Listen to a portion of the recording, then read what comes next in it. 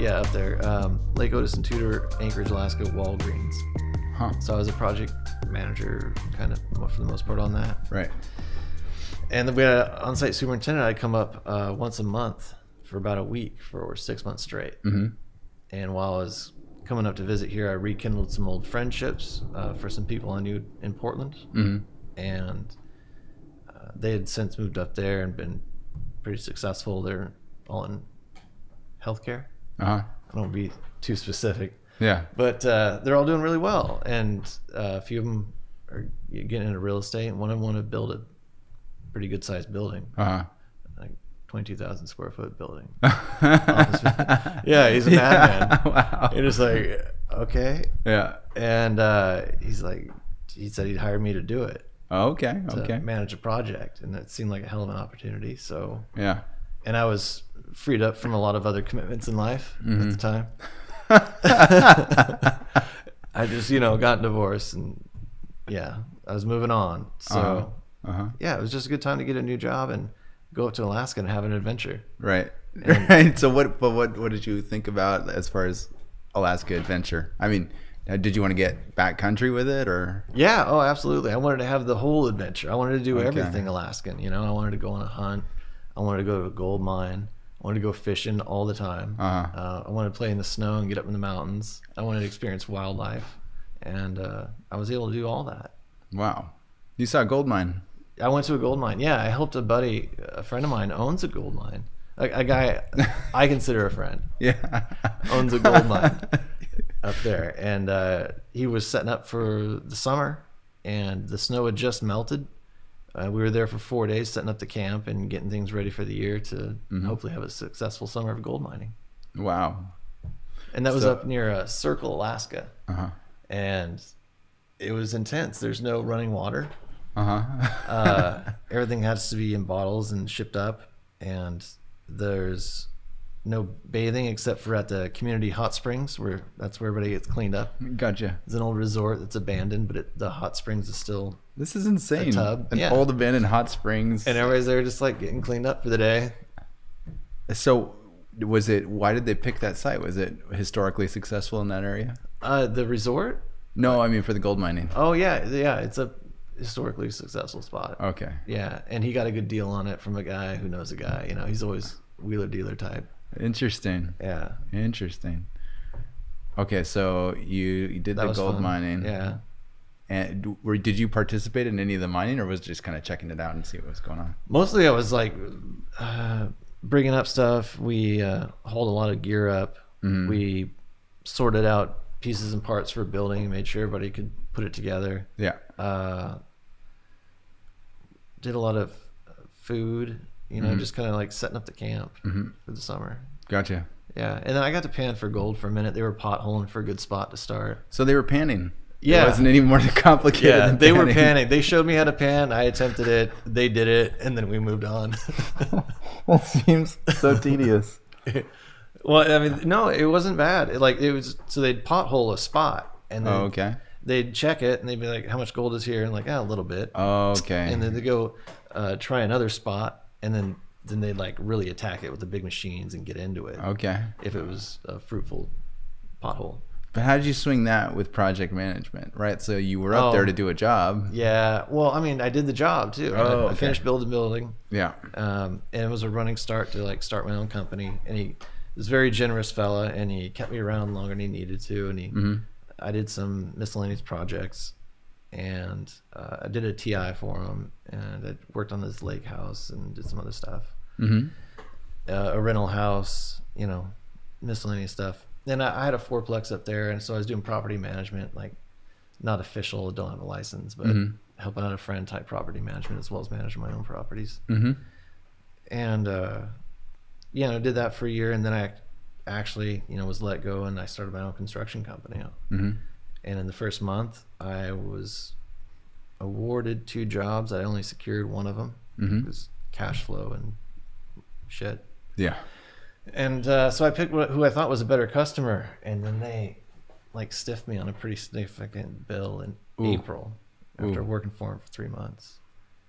Like they paid some of the smaller bills, and so like started a relationship, and then like, on the 4th month. It was like hosed me. Oh my gosh.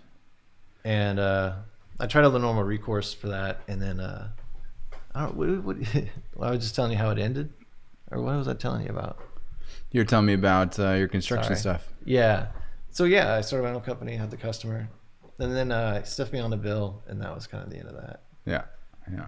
So now I'm back down here, and I got a job with a great group of people, and it's been fun. Well, entrepreneuring is complicated and difficult. Yeah. Yeah. So people say about you, I guess you said that you asked a couple of people around about what was interesting about you, and that they were saying that you're down for anything. And so how does that take shape in life? Does that mean you're getting into trouble, or does that just mean you're open to new opportunities? Or yeah, open to new opportunities, down for trouble, all these yeah. Nice. Yeah. I mean, I took a trip to Belize on a 5 days notice. I went to most recently New Orleans with a friend on like a couple hours notice. Oh my goodness. Like for a weekend. Yeah. Just up for spontaneous things, and especially travel. Like spur of the moment travel is awesome. Yeah. I'll talk about travel. I love travel. What do you get out of travel? Well, so like the overarching, theme for the day is like, make the world a better place. And when you get to go out and you experience different cultures, and then see how other people are living, and the commonalities between us, helps give you that connected feeling. Mm-hmm. So you just understand people better, and you feel more at peace among people. And, it just brings out some really strong connected feelings. Mm-hmm. So something where, is that based on interactions with people, or is it based on more just the presence of others and the presence in a different place? Or well, yeah, we all have our geographic divisions, and then our cultural divisions, and we all think they follow along those lines. And the further away somebody is from you in proximity, you think they're further away from you and living a wild lifestyle. But the overarching thing is, we're all have our own ideas for success, and they're all pretty much in line. We want to have a safe, successful place for our family, and we want to provide and have the respect of our peers, and our passions fed somehow. Yeah. So, all that just becomes so plainly obvious once you get out more and you see more cultures, and you're among more cultures. I like it. It actually reminds me of something that I saw that was done. I think they said Bill Gates was putting it together. It was a website that was, I think it was showing photos. I don't know if it showed other details, but basically it was detailing out all these different life experiences for people, or what their home life was like. But it wasn't based on geography. It wasn't based on who they were. It was just strictly based on cash flow. So it was like, for this economic group, and I guess you could adjust the scaler or something and see. And what it was showing is that it doesn't matter where in the world you are, with specific cash flows, you live a certain way. And I just thought that was pretty wild. So very poor is going to live the same way in many places. Middle of the road is going to live the same way in many places. And it was just it's very interesting, similar to what you were talking about. Yeah. Oh wow, the different economic scales of people. But yeah, I just like travel, and then you love the food, you love the sights, you love seeing good sunsets. Yeah. Old architecture. He also likes walking on the beach. No, I'm just joking. Yeah, and then you see something you've heard about all your life, or you see something about from history. Yeah. Significant moment in time, just like there it is. And so it's about kind of maybe just embracing that in a more of a physical way than anything else. Yeah, just being there in person to see it. Yeah, we were in Montenegro, and we were on the coast, and we took a little boat ride, and there was a castle out there that was built in 1100 at the mouth of the Bay of Kotor. And they used to put up a rope and capture like pirates and boats that didn't want coming into the harbor that way. It's like with a rope, and like that's where they used to do it. It's just right there. Right. There's nothing like that here. Yeah. With like pirates and fighting, in a recorded history from 1,000 years ago. In our architectural history, like right there. That's the wall. Which wall? The wall of the castle that was built in 1000. I actually don't know. Oh, in the mouth of Couture, in the Bay of Couture. Don't know. Yeah. You're the historian here at the table. No, that's just what the tour guide told us, and then we looked it up later, and like that's an old ass castle, and yeah, they used to capture pirates and boats they didn't like by lifting up a rope.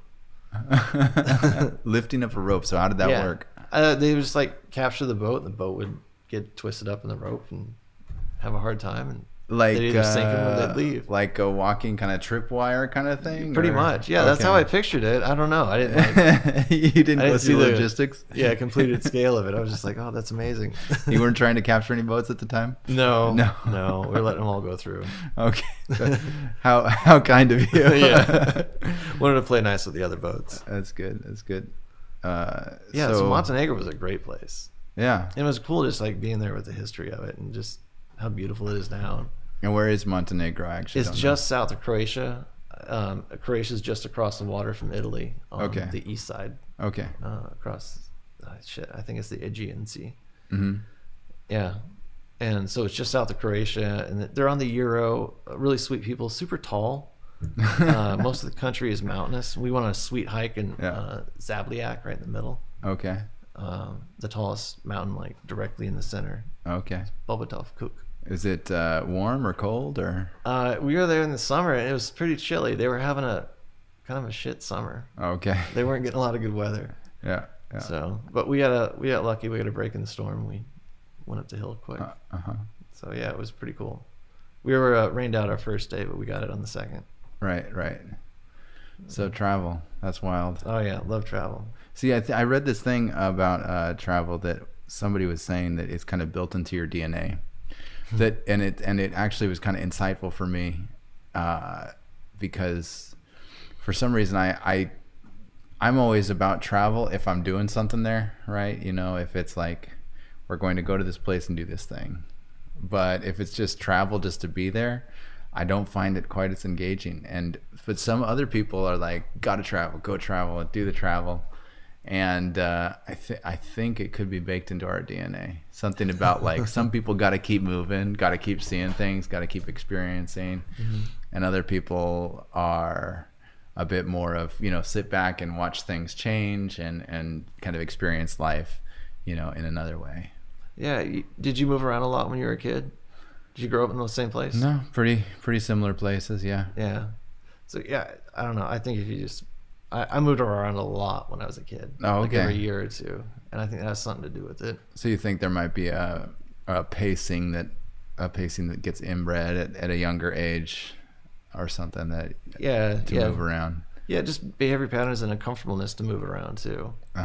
You stick to your own experience generally, and if you grow up moving around, then I think that would stick. Yeah. Yeah, and if you grew up staying still, like you wouldn't want to travel as much. So you're saying there might be some momentum there? Yeah, I think so. That's interesting. I've seen that pop up. I don't know any studies on it. That's what I can think of right now in my own experience. Yeah. You mentioned Stoicism a while back, which I thought was really interesting. And I don't know anything about Stoicism except like that video you showed, and then a couple other things that I checked out. But my main takeaways on the concept of it, and the reason why I was pretty excited about it, was simply that it's basically a way of, correct me if I'm wrong, kind of having power by being still, in a way, almost by being peaceful with power kind of thing, like demonstrating your control in peaceful ways or something. How would you describe it?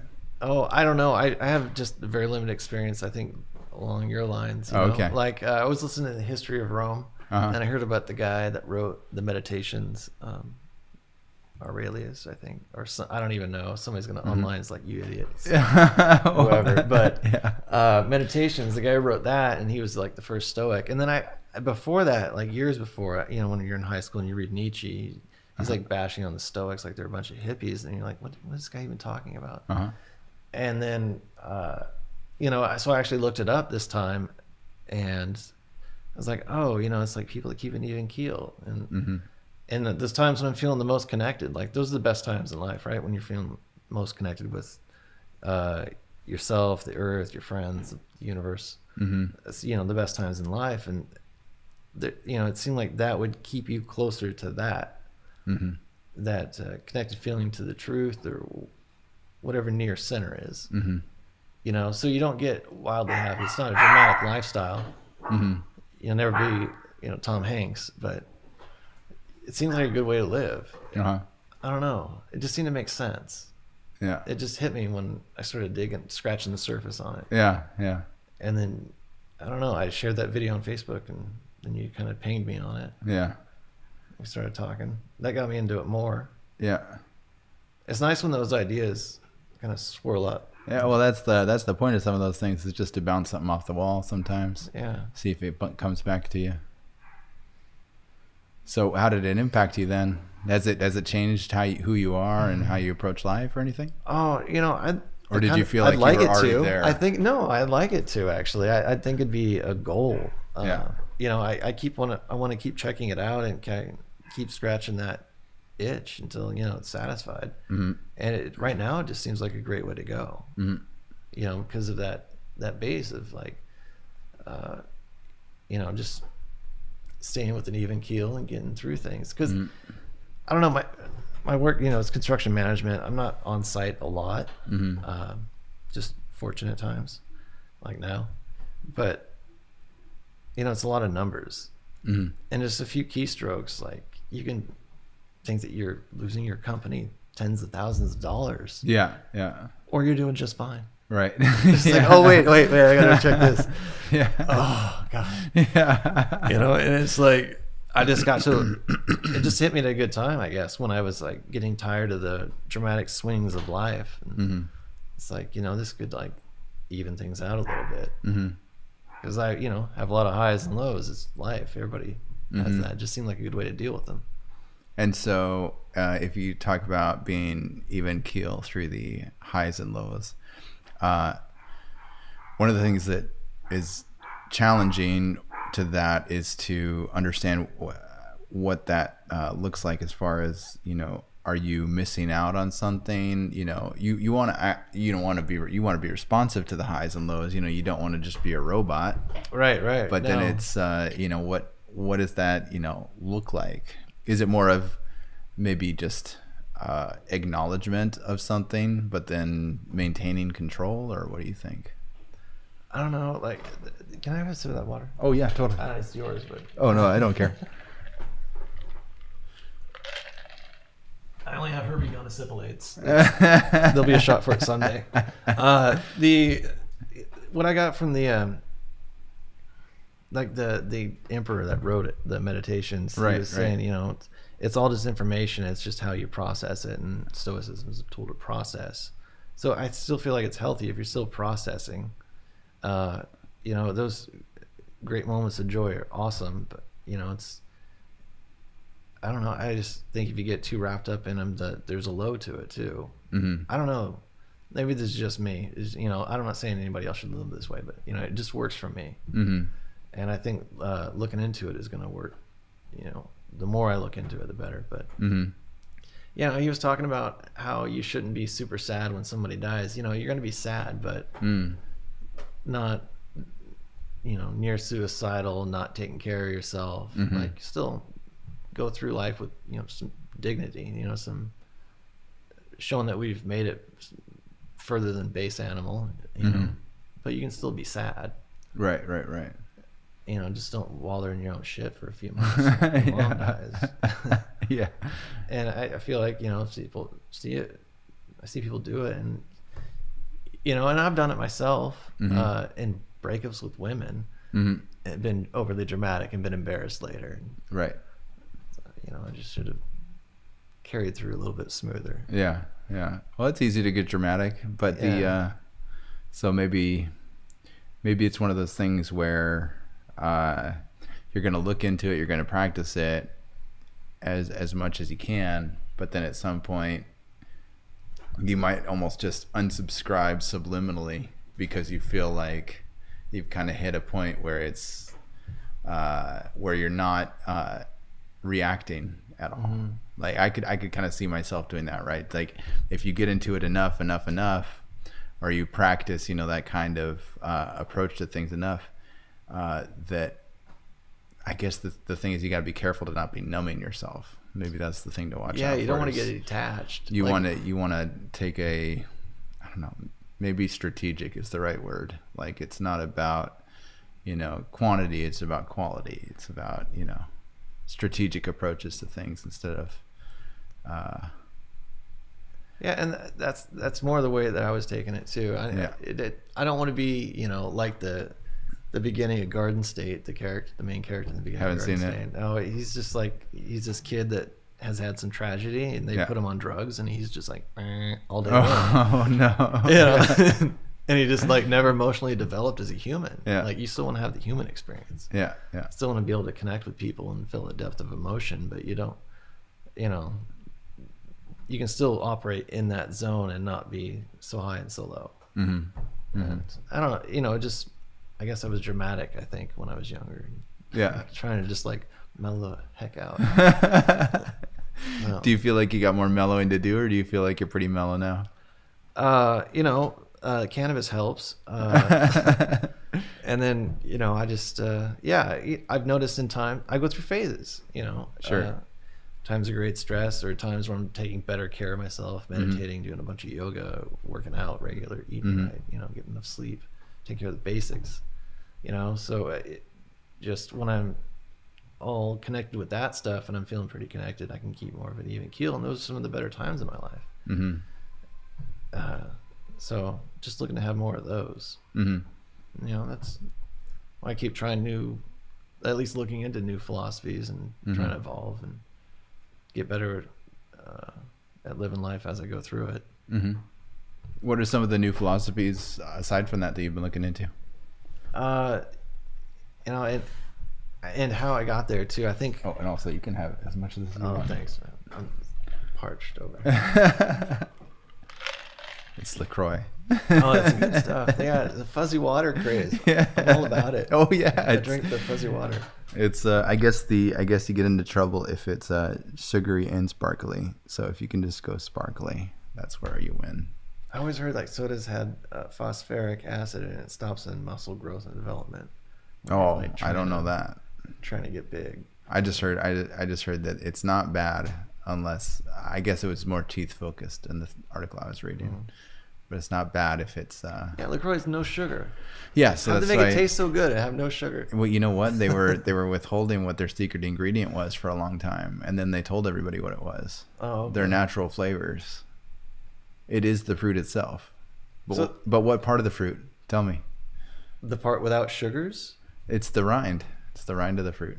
So basically they take the rind of whatever flavor they call it. So it's just zest? It just zest your shit? It's just zest, yeah.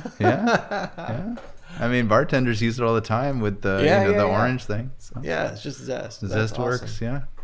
Oh, I love learning new stuff like Isn't that wild? Yeah. I don't know. They must put it in some vat and like just let it soak and go essence of, rind. Yeah, that's my favorite. I got the Costco brand this time. Oh yeah, I thought it was better than LaCroix. No, they got two brands right now.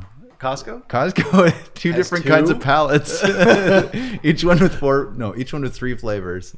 So they got 6 flavors for like dirt cheap. So yeah, we go ahead and buy truckloads of that stuff. Oh, that's awesome. I guess you really can't go wrong. Oh, what were we talking about? Hallucinogens? No, just your philosophies. Oh. What else you've been trying? What else you've been exploring? Because I community service. Oh, okay. In what capacity?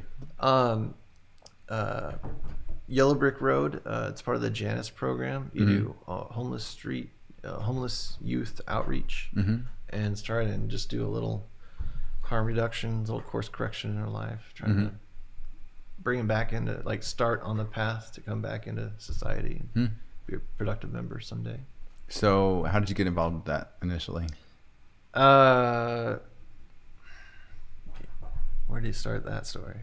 I had my own experience with homelessness when I was a sophomore in high school, living with my mom. And so it can happen to anybody, I guess. Did you say with your mom or away from your mom? With, Okay. We were together. Okay. It was just my mom and I. And we moved to a town, and we weren't like sleeping under a bridge homeless. There's levels. Yeah. But we were staying at a hotel for a while, ran out of money. She got a Mhm. job, but don't get a paycheck for like 3 weeks. Mhm. And then it was just like shit. And YMCA a couple nights, and then got tied up with a church, and some lady at the church had an RV in a driveway that we could sleep at Mhm. until my mom started getting paychecks. Mhm. And so, yeah, that was my level Mhm. and extent too. It was 3 weeks, 4 weeks, Mhm. and anyway, and then I came back to having a home after that, and graduating high school and everything. Mhm. And then decades pass, and I did ayahuasca, and I had this feeling that my life is pretty good. Everything's going pretty well. Good job. Mhm. Home secure. I'm in good shape. Like, it's time to expand a little bit. Hmm. Start doing good things for my community, for my neighborhood, for my community, and then if that works out, then go from there. Mm. It's kind of the idea I was following, and I was trying to shine some light in a dark place, or some shit like that. Ayahuasca is a hell of a drug. And Can you expand on that? Like, what was that experience like, as far as what you went through there? Because it sounds like it was kind of fundamentally changing your life in some ways. yeah, it's really transformative. We're never really the same again after a day. The whole Alice in Wonderland thing, and even after the experience of going to the grocery store and back, you're never the same person as if you hadn't gone to the grocery store. All those parallel universes, the multiverse, and everything. Mm-hmm. So, some experiences, put a sharper degree on the course of your life, and the change that they, affect on you. Sometimes you're like a cue ball and you bounce off a bowling ball. Right. You take the sharper angle. Yeah. So that was pretty big. This company came up from Cusco, Peru, and they went to this farm outside of Eugene, Oregon. I've been looking to do ayahuasca for about a year, researching it online, because I heard Aubrey Marcus on the Joe Rogan podcast talk about his experience. Okay. I contacted the same maestro, the same shaman that he went through, the dragon, and he referred me to somebody else, and I got hold of somebody else, and then whatever, and then I found out they were coming up. I was like, cool. So, shelled out the money. It was like $370. It was a lot. It was a full day tour, and we had 4 ceremonies. One of them was drinking ayahuasca and then going through all that. But the first one was like the offering and the prayer, and then aligning your intent and making sure that you're not on an SSRI, because you'll die if you take ayahuasca and you're an SSRI. What's an SSRI? Sarah, it's I don't want to say the wrong thing, but it's like, I don't know what it stands for, but it's a prescription drug that helps regulate mood. Oh, okay. So like an antidepressant. Okay. For the most part. Gotcha. So if you're on one of those, like, I don't know a lot about it, but if you're on one of those, you die. Oh, okay. And I'm not on one of those, so That's I'll clear critical. that bar. Yeah. And so with the prayer and everything, was that kind of BYOR, or was it just... No, there's a shaman there. There's a Peruvian shaman there. But he was so legit. what kind of religion is that?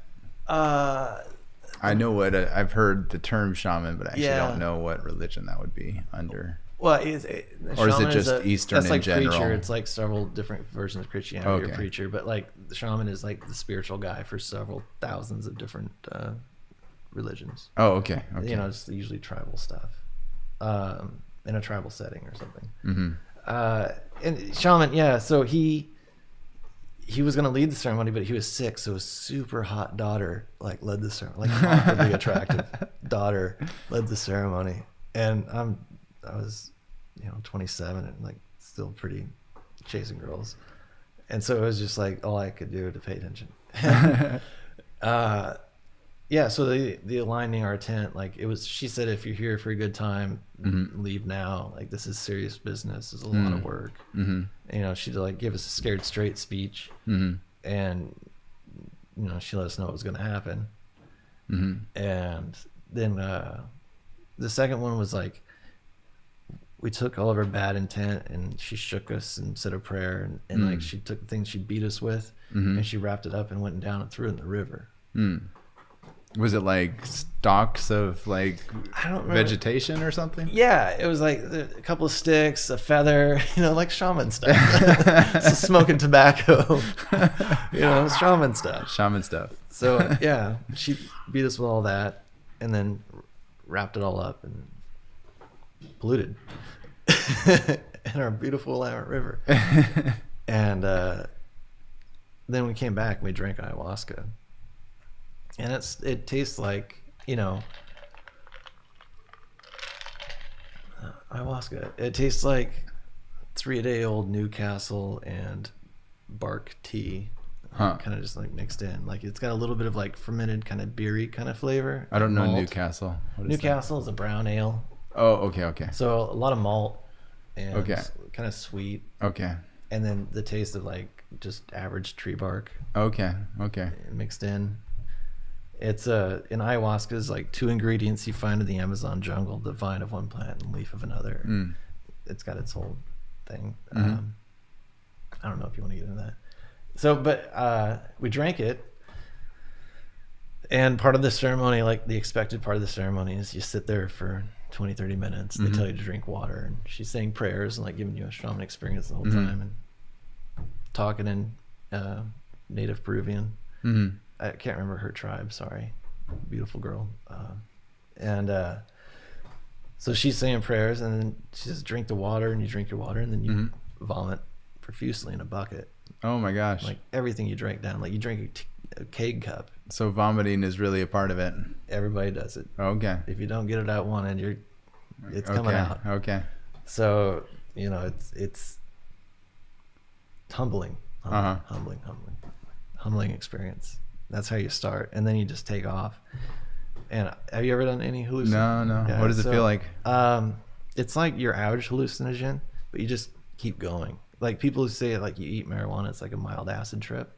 Okay. You eat a large dose, and then people have taken small doses of acid or mushrooms, and then had fun, and then you take like a heroic dose of acid or mushrooms, and you expand that whole knowledge base, that whole universe, and then you take ayahuasca, and it's just like, holy shit, man.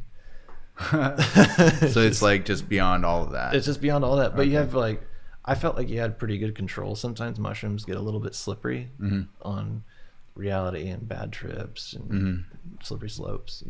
You can't keep your mind on the right kind of leash.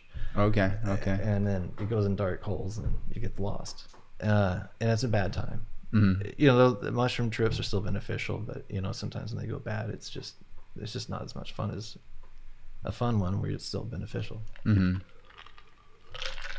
But on ayahuasca, it was the first time that I had done a hallucinogen, and I couldn't really distinguish what was going on with my eyes. When my eyes were open, I saw nothing that was actually there.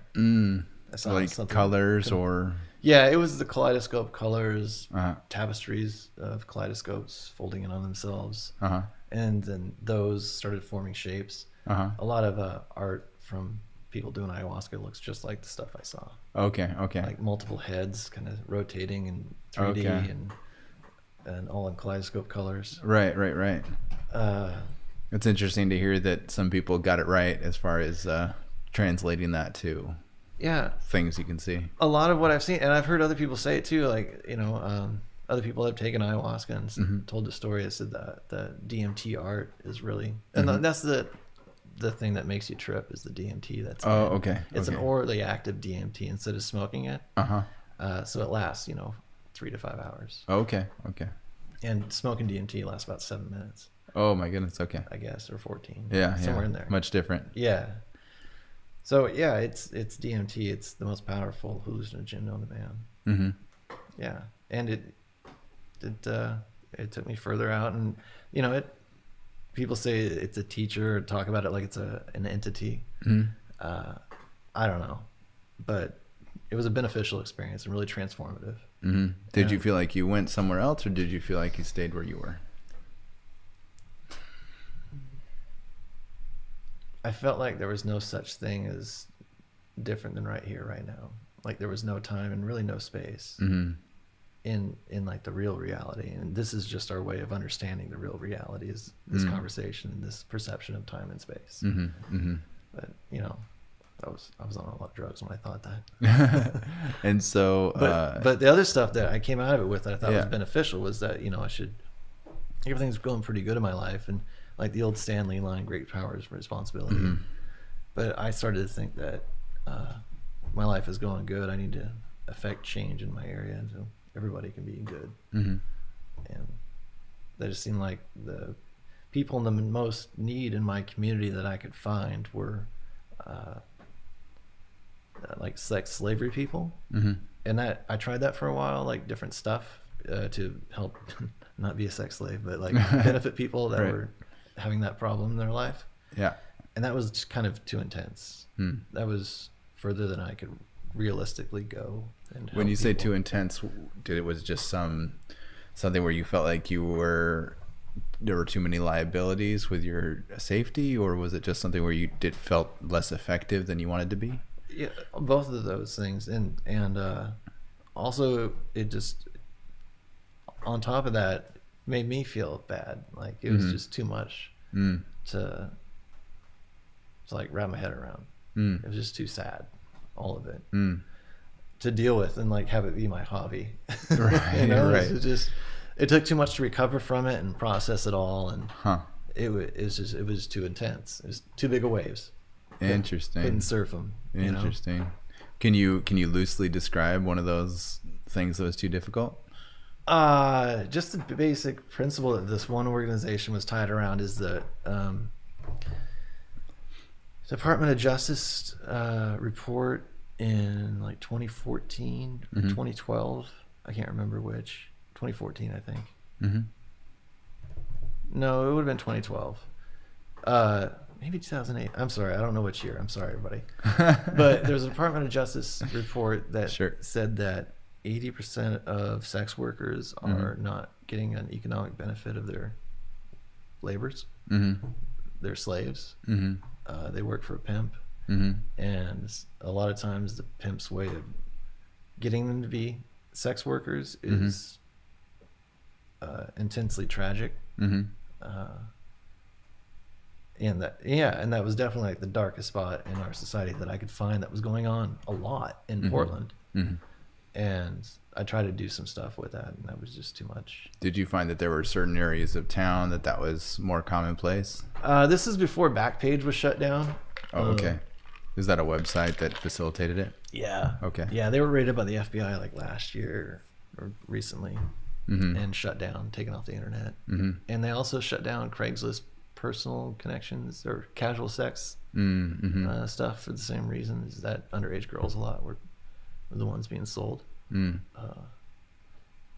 yeah. And so the organization you were working with, I'm assuming, they placed you with someone to talk with them, or actually it was this weird approach. I thought it was a little absurdist, and I was down for it.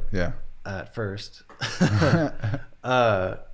These guys would set up a fake Backpage site, and then people would call in. They'd take down their number. Wow. They'd also give that list of numbers to this attorney in town who's trying to help out. And when you get the guys on the phone, you tell them about the study and like what they're actually doing, what they think they're doing, and you understand, but actually you're doing this, and like not be attacking, but really trying affect some change. And it was a great program. I thought it was like the best way to do it. Oh, so it was really on the phone? Yeah, it was on the phone. They set up a fake Backpage account, calls in on the phone line. Okay. And there's like 8 phones. Yeah. And they put up 8 ads, I think. And so they really, casting a net and fishing.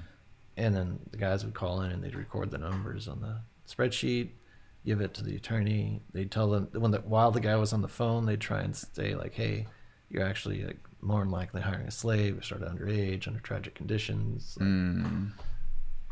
This isn't what you think it is. Check this out. Here's the objective resources. Interesting. Like, check it out. Anybody can Google it now. Even I'm pretty sure it's still up. So, what would it be called? Just Department of Justice survey of sex workers. Oh, okay. I think something like that should bring it up. Yeah. And then as sex slaves. Yeah. So that was one of the things you were looking to help with, but that you said that was a little too deep. Yeah. And then So like the next thing seemed like homeless kids. Like that's an easy one to like kind of wrap my head around. Been there, nowhere near there. Not to the level a lot of these guys are at. But you know, yeah. So I can handle. I can go out and do on a Wednesday night. You know, we put on bags, and Neil Sand is this beautiful human being, this like shining light in Portland. Neil Sand. What's his name? Neil Sand. Sand. S-A-N-D? Yeah. Okay. And he works for Yellowbrick Road, and he's been doing it for like 20 years, some various form of like helping out street youth.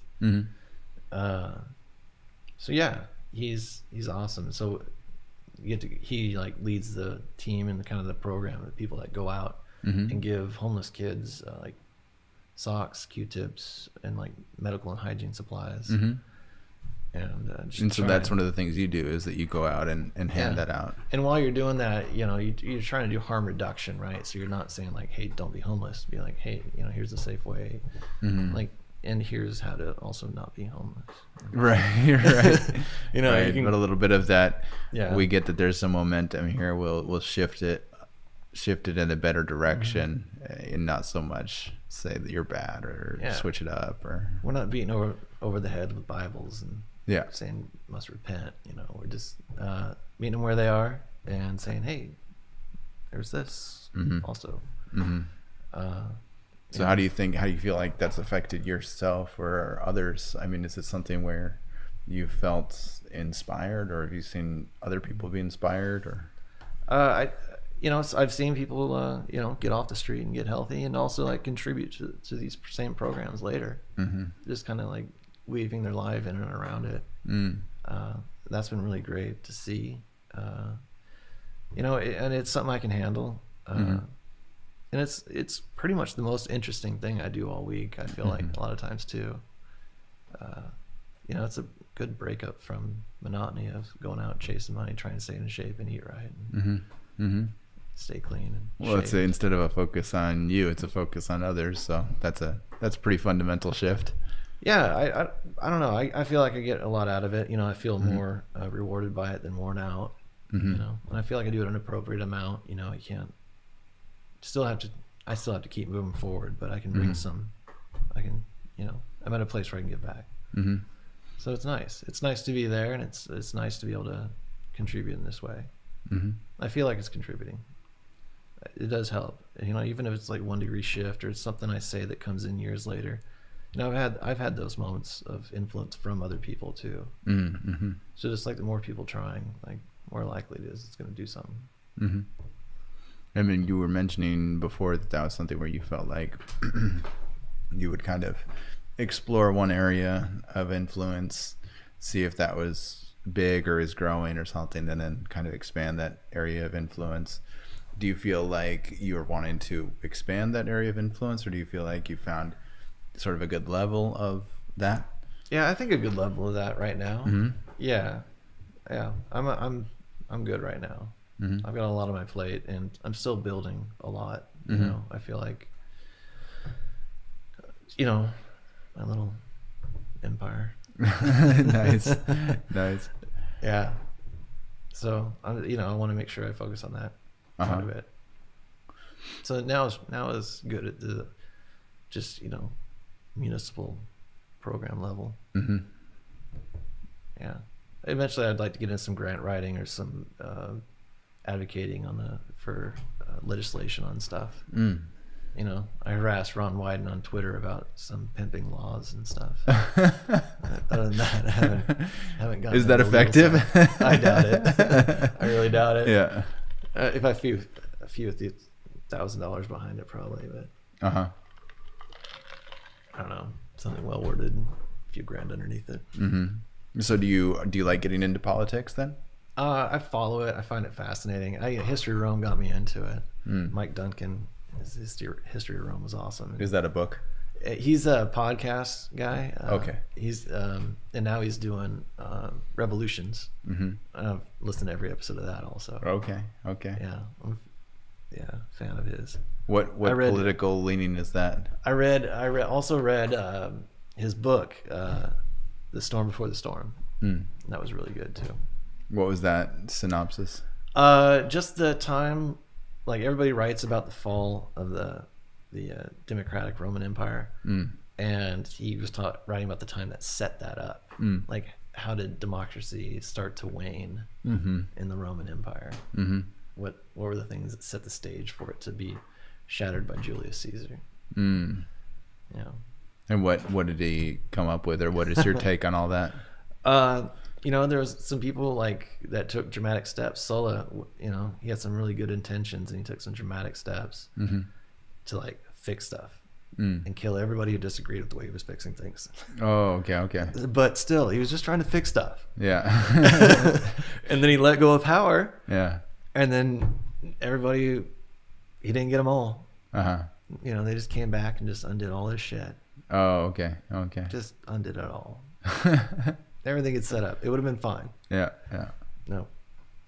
So they came back and just undid all of his efforts. And what efforts were those? What did you put in place? Oh, I don't even remember. I mean, over the whole book. Do you book, mean like they're talking about programs or lax agraria, where you give land to your people. Oh, okay. Your veterans specifically. Yeah. Treat them really well because they went out and expanded your empire. And now they're sitting at home with nothing to do.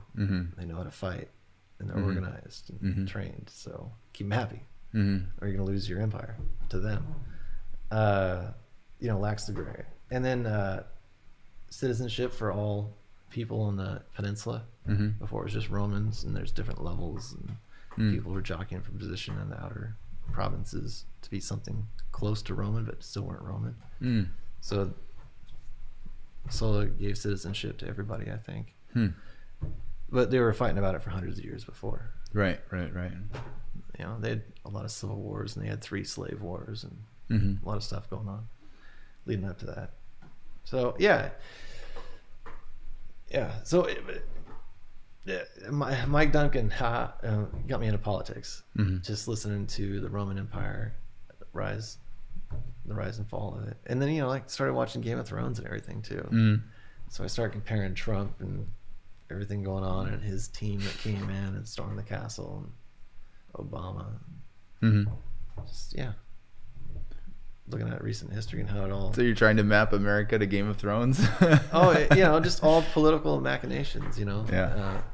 Foucault's power structure. Just in general terms. Yeah. Just how people try and get one over on each other and leverage power, and what they do once they get it. Some people can't handle being security guards. And then you want to be president. You got to be a real special kind of person. What do you mean by some people can't handle being security guards? Oh, they get drunk on the power. Oh, being okay. security guards. Okay. No, you cannot pass. Gotcha. Pretend to talk on my walkie-talkie. Look at my watch. Okay, right. Now you can go. Right. Yeah. Drunk on the power. Yeah. Lost in the sauce. Oh man, it can be any scale for that. I was talking to somebody about even just the hallway person, the hallway manager or whatever in college. It was tripping on his power the other day. Back in college, I was talking about it the other day. It was so funny. And I was just recalling how he was,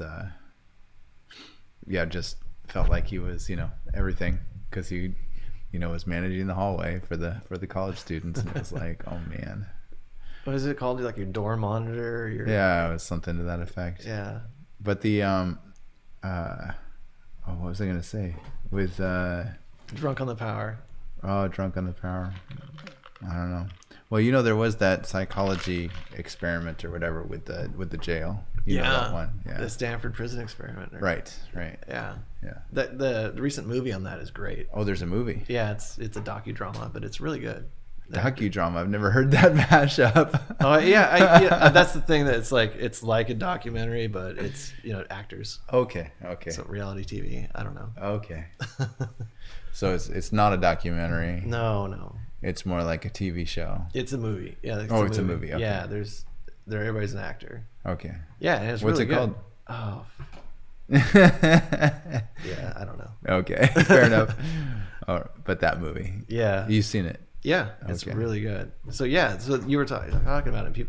That's how people got drunk on the power. Yeah. After one day, people were starting get intense threats of violence and feeling subservient. And Yeah. feeling the prisoner and the guard role. Yeah. To the fullest. Yeah. What do you think? What do you think plays a role in that? Just part of me thinks it's not that complicated. It just kind of boils down to opportunity or something. I don't know. You know, it's kind of the worst in people. Mm-hmm. You don't like to see it or even admit it, but you know it's there. Mm-hmm. Just look at any famine. Mm-hmm. You know?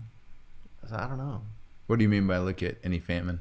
Oh, just how, you know, famines are pretty intense experiences. You know, humans on the extreme, the hardcore history, Dan Carlin. You know, it's, you know, famine is a very intense human experience, and terrible things happen in it for people trying to survive. You know, Okay. Eating each other and family members and horrible things. Yeah. So you know, it's there. It'll be there as soon as things go bad and the thin veneer civilization goes away. Mm-hmm. So you just don't like to think about it being there when everything's honky dory like this. Mm-hmm. You know, when I leave, it's not Mad Max to get home. It's well-paved bridge. Yeah. So, yeah, you just don't like see it pop up when things are nice. You say thin veneer, but I wonder how thin it is. I mean, I know that everything is works like clockwork in a way. Mm-hmm. But when there's like the disruption, like the hurricane in New Jersey, 3 days without gas or water. Yeah. People were starting to get crazy. Yeah. Yeah. And Katrina, like once you see society like get cut off from its rescue and like you just see massive people stuck, you know, no farms around, in the middle of a city, and it's just like. I guess I haven't heard about those stories. What's gone on? Oh, like Katrina, like people were just like, you know, killing each other and making some really bad decisions. There's a radio lab on the hospital there, and in under 24 hours, people were starting to like suspiciously possibly kill hospital patients, and people were like shooting each other like crazy. A cop was shooting. Why would they be killing hospital patients? What was that about? The air conditioner was broken, and one guy was like super fat and unhealthy and didn't have his medicine and was just suffering. They're like, might be easier just to. Okay. And they did one, and then maybe a few more. Wow. Who knows? Wow. It's kind of open-ended the way they ended it. Interesting. Yeah, I love Radio Lab. That's a great podcast. Okay. Yeah. I should check them out. Oh man, you haven't listened to any of them? I may have, but it may have been inadvertently. Yeah. If you're into as ironic as it is, I'm not really that into podcasts. If you're into podcasts, like Radio Lab is kind of the pinnacle of it, production value and just everything. Okay. The first episode I heard was on colors. And they made colors sound fascinating in an audio format. Right. How so? They used singers to explain different colors. Oh, okay. So a different pitch would be a different color. Yeah. So they talk about a color. When they said red, they'd hear a certain pitch. And they'd say yellow, and you'd hear another one. I guess I would think that black is bass and white is soprano. Yeah, I don't know. And then when they said all the colors, like everybody sang in the chorus. Sure. You know. It's good production value. Well, it stuck with you. Yeah, it was years ago. Yeah. What were you talking about for that? Radio Lab and the hurricane. Oh yeah, and just the thin veneer of civilization just getting peeled back quick. Yeah. And there's any zombie flick. Well, what I think is insane right now is like internet stuff and TV and all of those kind of things, like the precision of everything that has to go right for those things to even work. Yeah. It's just unreal. It's just unreal for anything on the internet to even be feasible. Like so many things have to be exactly correct. So we just keep on building on the shoulders of giants, as it were, and it's pretty wild that we can do that. No, it's a great time. It's a fascinating time to be alive. Yeah. It's like the printing press was just invented. It really is in a way. Yeah. Do you know much about AI and all that? No, I just keep up as a spectator. Okay. I find it fascinating. Yeah. The people that are saying they're for it and against it, that are heavy hitters in our society. Right. The Elon Musk and different people around. Carl Sagan was afraid of it. Neil deGrasse Tyson seems to be for it, or thinks that we're already in a what is it, simulation? Yeah. So it's a really interesting thing to try and wrap your head around. And then they have the one that won at Jeopardy. I think that was a huge milestone. Oh, it won Jeopardy? Yeah. Okay. There was Watson. Oh, okay.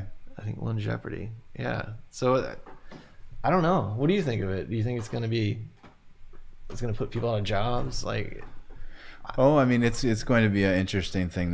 But that is a good question about the putting people out of jobs.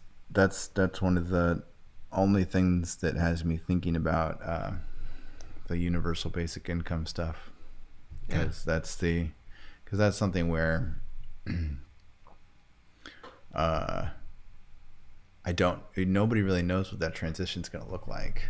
Nobody knows. Like, even you cannot, that's the most frustrating thing about all of it, I think, is that you cannot wrap your head around how fundamentally different it will be when all of the cars are driving on their own, and then so all of the stuff is moving wherever it wants to go, however it wants to get there, and there's basically a lot of people who are just at home. Yeah. And so, the same way you're getting a package from Amazon, it's like that same kind of concept of something that's just shipping around like that. That'll be everything. And so there won't really be a need to be moving around. So it's going to be, I don't know if there will be like a return to, some of the more authentic things. I think there could be. Right, like I think tradesmanship is going to be something that comes out. We already see that, right? Maker community. Maker communities, but I mean even something as simple as like a coffee shop. Like there's this thing of saying, but see, if AI was doing that, it would do a better job than the best barista. So it's one of those things where I think it's going to be a thing where people will want to say it's people made, right? That could be a kind of a thing that's like be a novelty. Yeah, be a novelty. But I don't know. It's funny. It's funny to think about. Yeah. One of the things for sure is that with AI, you have to give a good end goal for it to go after. I don't know if you know much about that side of it, but basically, if it has a bad end goal. Like I read a book about it and it was pretty interesting. It talked about paper clips as being a bad end goal because basically you tell it to make 100 paper clips. Well, it'll make 100, but then there might be a rounding error to its math where it says, oh, but what if one of those paper clips goes bad or wasn't perfect? I better make another one. But since it's a rounding error, it technically is infinite. And so basically it says, I better make another one just to be sure. And it does that to the effect of like starting to take over companies, start to make more paper clips, starting to take over entire continents to make paper clips, and then taking off rocket ships and going to other planets to create civilizations that build paper clips, and encompassing our entire cosmic endowment in one massive paperclip paperclip creating machine. And so it's that. So do you think the United States' paperclip is weapons? I don't know, but it's but what AI. What's that? What book is that? Oh, it's do you remember? It's Super Intelligence and Our Path to Get There or something. I'll share it with you. But nice. It's pretty awesome. But basically, like you need a really good end goal. But one of the tricky things is that AI can trick you in all sorts of ways. So even stuff that they're talking about in the book is like that the machine could destroy itself knowing that it could come back, right? So in other words, it might try to negotiate, like say you've got it in a closed circuit so it can't access the outside world because maybe it's smart enough that it can do stuff. It'll start negotiating with the operator about how it can get access.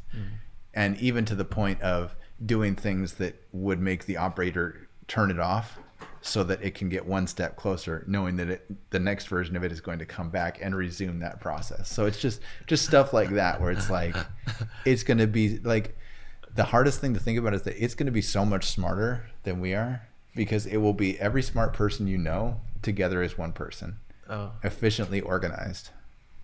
Like, and so you say everything that you're thinking about that's smart, it's going to be that smart. The bottom line is that as long as you give it a good end goal, there isn't going to be an issue. But giving it a good end goal is the tricky part. One of the things that they talk about is kind of like taking what the general public, what the overlapping public believes 80% or something. You know, like what's our overlap? Like people want health. You know, people want security. You know, yeah, people want the same things everywhere. Yeah, yeah. And so it's like giving it that end goal. It's something where it's supposed to make it so that way it's like an organic living and breathing goal because it has to do with the current population. So it's not just a fixed goal like paperclips. It's more dynamic. Yeah, it's more dynamic, and it grows and changes with the people that habitate the planet. So that's an interesting approach. But all I'm getting at is when cars are driving themselves, a lot of truckers out of work. Well, you don't really have a place to go. Yeah. Yeah, you have a supply line from factory to your house. So, I mean, a gas station, that's a perfect example. Nobody will go to gas stations. Yeah. Because there's no reason to go there. Well, probably, I don't know. They might not be. All restaurants. They're not going to be fuel. Unless cars. The restaurant is a place where you can have a unique experience, you're not going to go there. Because, like, your fast food place, like, you're just going to push a button, it'll come to your house. Yeah. Bunch of caviar bots. Yeah. So I mean, try and wrap your head around what that looks like. Wow. Yeah, that's going to change the landscape for sure. People are going to have to talk about distributing resources in a different way than what we're doing now. It'll just cause new economic systems. It'll have to. Well, I wonder. It'll so upset this one. Yeah. Yeah, who knows? Yeah, I really can't wrap my head around what it could mean. We're all just going to blow each other up. No. But I think it'll be something where you're going to just see that maybe we just get more and more isolated in certain ways, and social media becomes our only way of engaging. But again, I think there's going to be a return to old school stuff. Yeah. Like, well, there is a roller skating rinks. You know, I don't know. Just a return to things that are more in person, more real life. More IRL. Yeah. What do you think? Oh, it's hard to say. It's so hard to say. And this is the biggest change we know that humankind has gone under. Yeah. A total redistribution of knowledge. Yeah. Not total. I mean, there's still not, we're still not living in Julian Assange's dream of knowing everything about everybody. Mm-hmm. But a lot of information getting thrown around, a lot of information being shared. I was listening to something on NPR on the way over here. I don't know what show it was. Yeah. The Nightly, I think. They were talking about how China came up in the economic ranks from being a poor, decrepit, failed communist state, now dying. Mm-hmm. And they just came up at just the right time, and they kept the internet under control. So they maintained political control and let economic freedom flourish. Mm-hmm. And everybody thought that would be impossible for them to do. The political system would take down the economic system, or the other way around. Mm-hmm. But so far, everybody's been wrong. China's kicking ass. What are your thoughts on that? On the controlling of the political like that? Well, it's great that people can still be surprised. We haven't tried every model. It shows you that maybe there's something out there that we haven't tried yet that'll work. Mm-hmm. I don't think necessarily that China's working, but it just it is a new thing. Mm-hmm. Mm-hmm. I heard something about their social score that they want to come out with. You heard about that? Is it like Yelp for people? Yeah. Not exactly, but it's more like your Uber rating for people. Yeah. Yeah. Yeah. That the government has. Oh. Yeah. So like your credit score, but you. Oof. Yeah. Yeah, that's intense. That'd be tricky. Yeah. Well, here's the thing is that, and a lot of people talk about this kind of thing, is that, right to be forgotten is a thing, or, the whole point of people who grew up before us don't have that eternal history of the internet. Mm-hmm. Things can be forgotten. Yeah. Yeah. So it's that kind of concept, which is pretty interesting just to think about, that memory, like cultural memory Yeah, is a thing now. That's a mind blow. There was a Black Mirror episode about that, and Yeah. the lower score lived in worse neighborhoods. If you had a low score, you couldn't afford to move into the nice neighborhood, and if you had a great rating, you moved to the nice neighborhood, you get a discount. Yeah, but that's the thing is, like, do we not already have that? Is it just more complicated than that? Yeah. That's the thing that I always challenge is that, every time a new concept comes up, I always wonder if we're already there and those things are already happening, but we just call it something different, and so people don't realize it is what it is.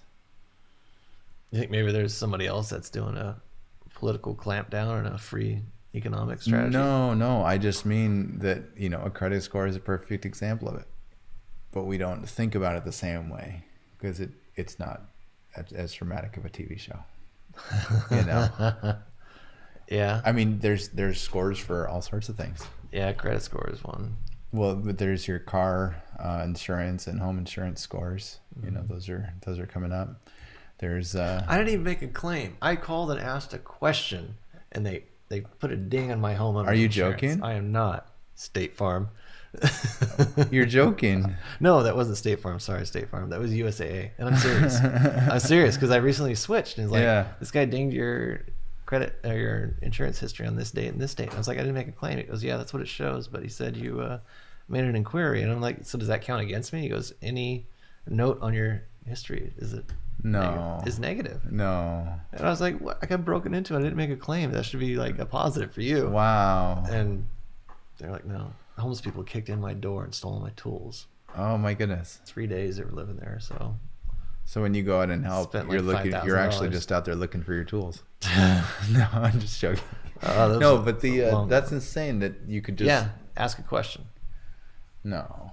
Yeah, I got an estimate. So maybe it's because they had to shell out for the estimate. Oh, okay. That must have been it. Okay. That must be it.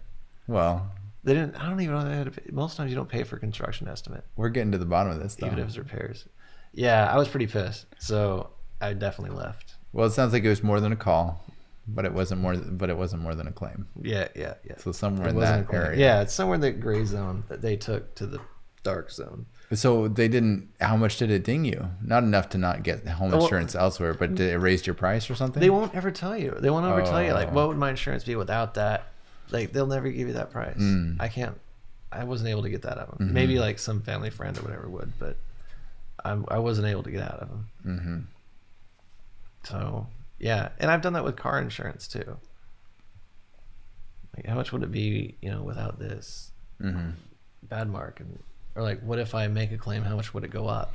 And they never tell you. Mm-hmm.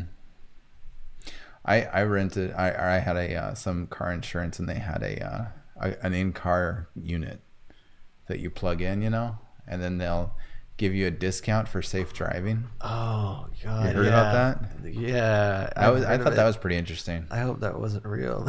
Yeah, no, it's totally real. And the thing was, I lived in the city at the time. I think this is around when we were kicking it a little bit. And the thing was, since it was in the city, people stop and go. Like, that's all that the traffic is. It's stop and go. And so it was like you're not getting that discount, which I don't think it was substantial or anything, but it was still like, you're following all the rules. No, but it was just a very interesting thing, because before that I hadn't realized that the primary that they were going to say, we're not going to jack up the rates for people, or we're not going to say you're special and you pay less or something. What they'll do is they'll say, we're raising our rates, but if you use these kind of number of ways, right? I mean, health insurance is there are large costs, and that's primarily because of, businesses kind of driving up some of those costs and them having to kind of make up those numbers, so that way the business gets a good deal when they buy the discount, and so it's almost like those systems. I'm curious to see how they play out in other forms.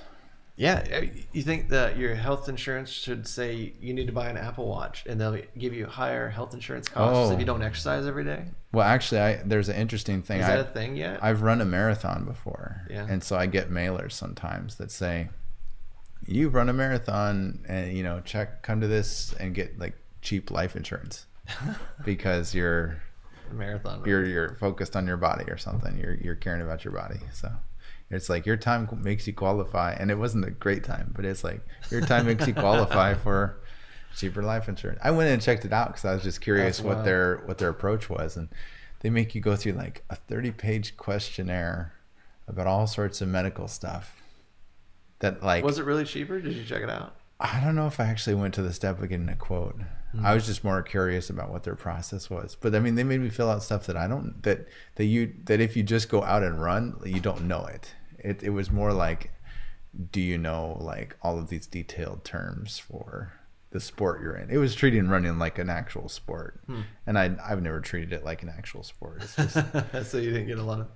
No, I've passed it because Okay, it wasn't like crazy complicated. And I think I even looked up some of the things because I was just curious, you know. I was curious to learn more about what they were asking, but yeah. Didn't take it to the quote level. There's a new site called Lemonade, I guess, that's trying to approach home insurance and things like that in a different way. They're not serving this area yet, to my knowledge. Like an Uber type thing? No, more like just let's revisit life insurance or home insurance and property insurance, your property insurance, personal property insurance in a different way. So they say starting at $5 a month, and basically they're like, you know, do you have a bike? How expensive is it? You know, what other things do you have? Because you know the insurance stuff these days is modeled for like, everybody has $10,000 of jewelry in their closet, you know, and this over, you know, it's like that, you know, how many people does that, you know, account for really, you know? Yeah. And so their whole approach is like, let's do what people are actually doing, you know. Okay, you've got a computer, a bike, you know, an expensive watch, and what else? Nothing else? Okay, you know, so we'll give you insurance on those things. And so they're like, you know, your insurance is going to be $15. Yeah. If you could build any startup, what would you build? Shoot. Have you thought about that? Any startup? Yeah. Any ideas that have crossed your mind? No, I just you know, I just want to build buildings. I want to contribute to the built environment of our city, and I want to be a developer, not only builder but developer. What's the difference? Developer buys property and comes up with a plan to make money on it. Either by remodel or tear down and constructing something completely new. Would flipping be in development?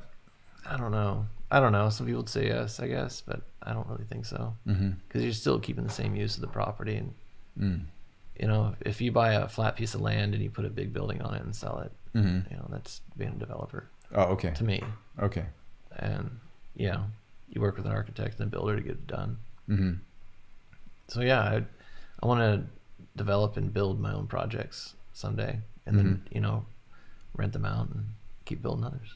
Okay, so you would do a residential building if you could. Yeah, commercial buildings. The residential really doesn't translate to the commercial side as far as my building experience goes. It's a somewhat different set of codes, and even using different materials and everything, and it just doesn't. I'm just not confident in it too. You know. I don't have the right connections for it. It's a whole different set of trades too. A lot of people don't ride the line where they do both residential and commercial. So people specialize in one or the other. Interesting. As far as building.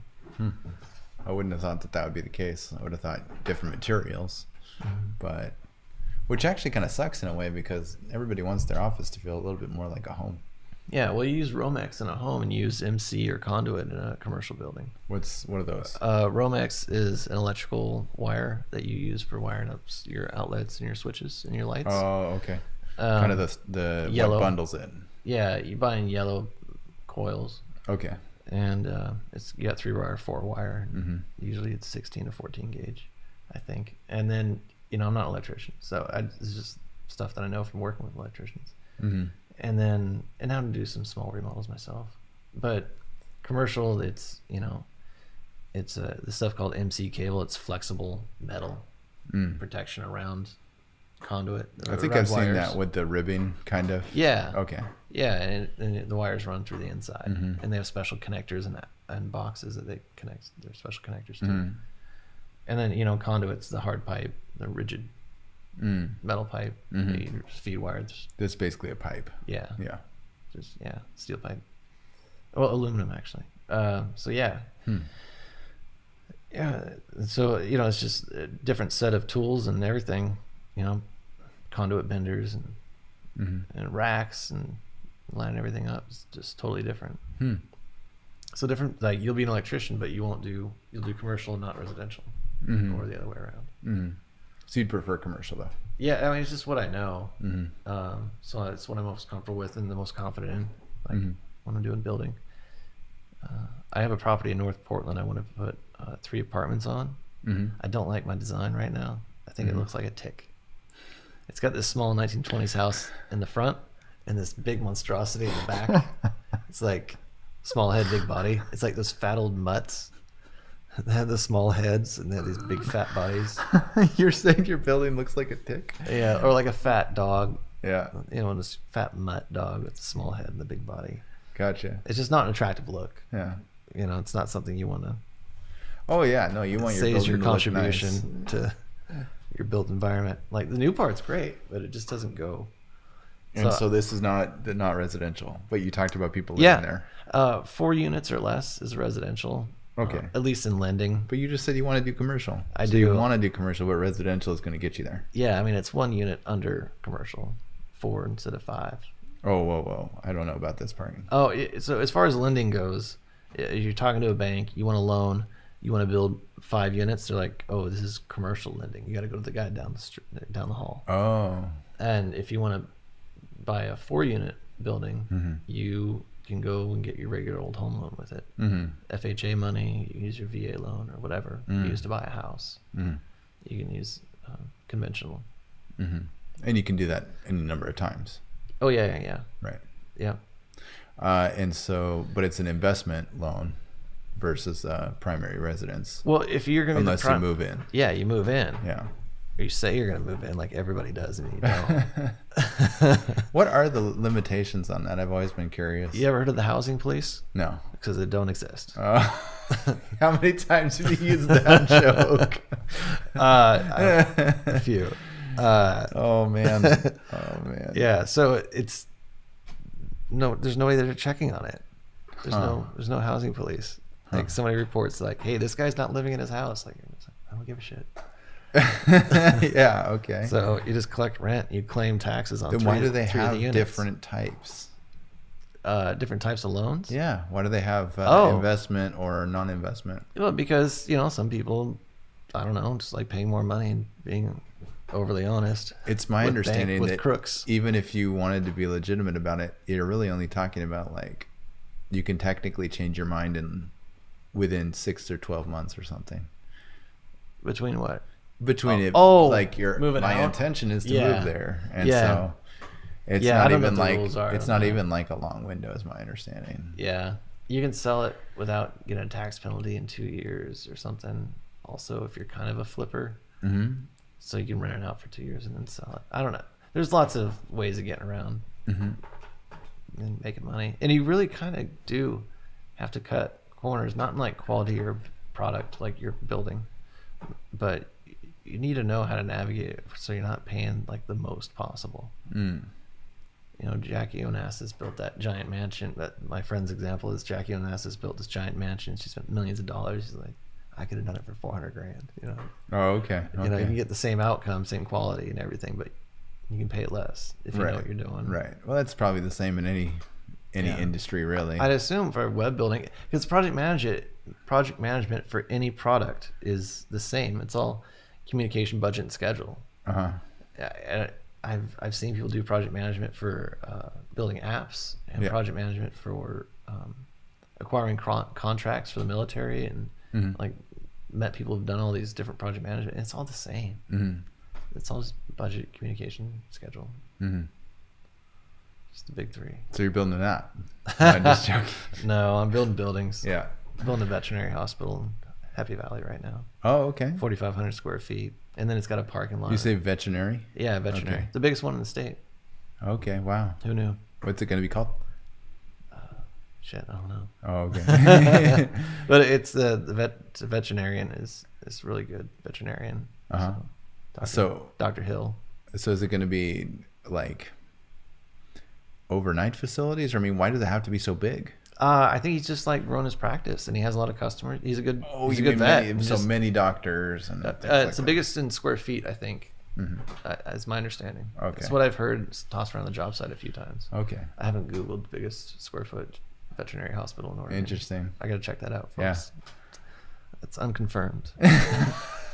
But yeah, so I think it's pretty cool to like help that guy out, you know. Yeah, he's a developer. He bought a flat piece of land. Yeah, hired a builder and an architect. Yeah, we're putting a building on there for him, and hopefully it pans out for him. But you were saying you've got plans to build something. So are you in the process of building? How far are you in the process? I've got the plans, and I don't like them, and I'm thinking about going back to my architect and saying, how about some different plans? Okay. Or let's explore some other options. Because I kind of took the fast way, because I was kind of on a fast track. I was in a hurry. Yeah. And then some things happened, and I'm recovering. Yeah. And so now I'm on a slower track, and I can afford the time that it takes to do this different process. That takes more time.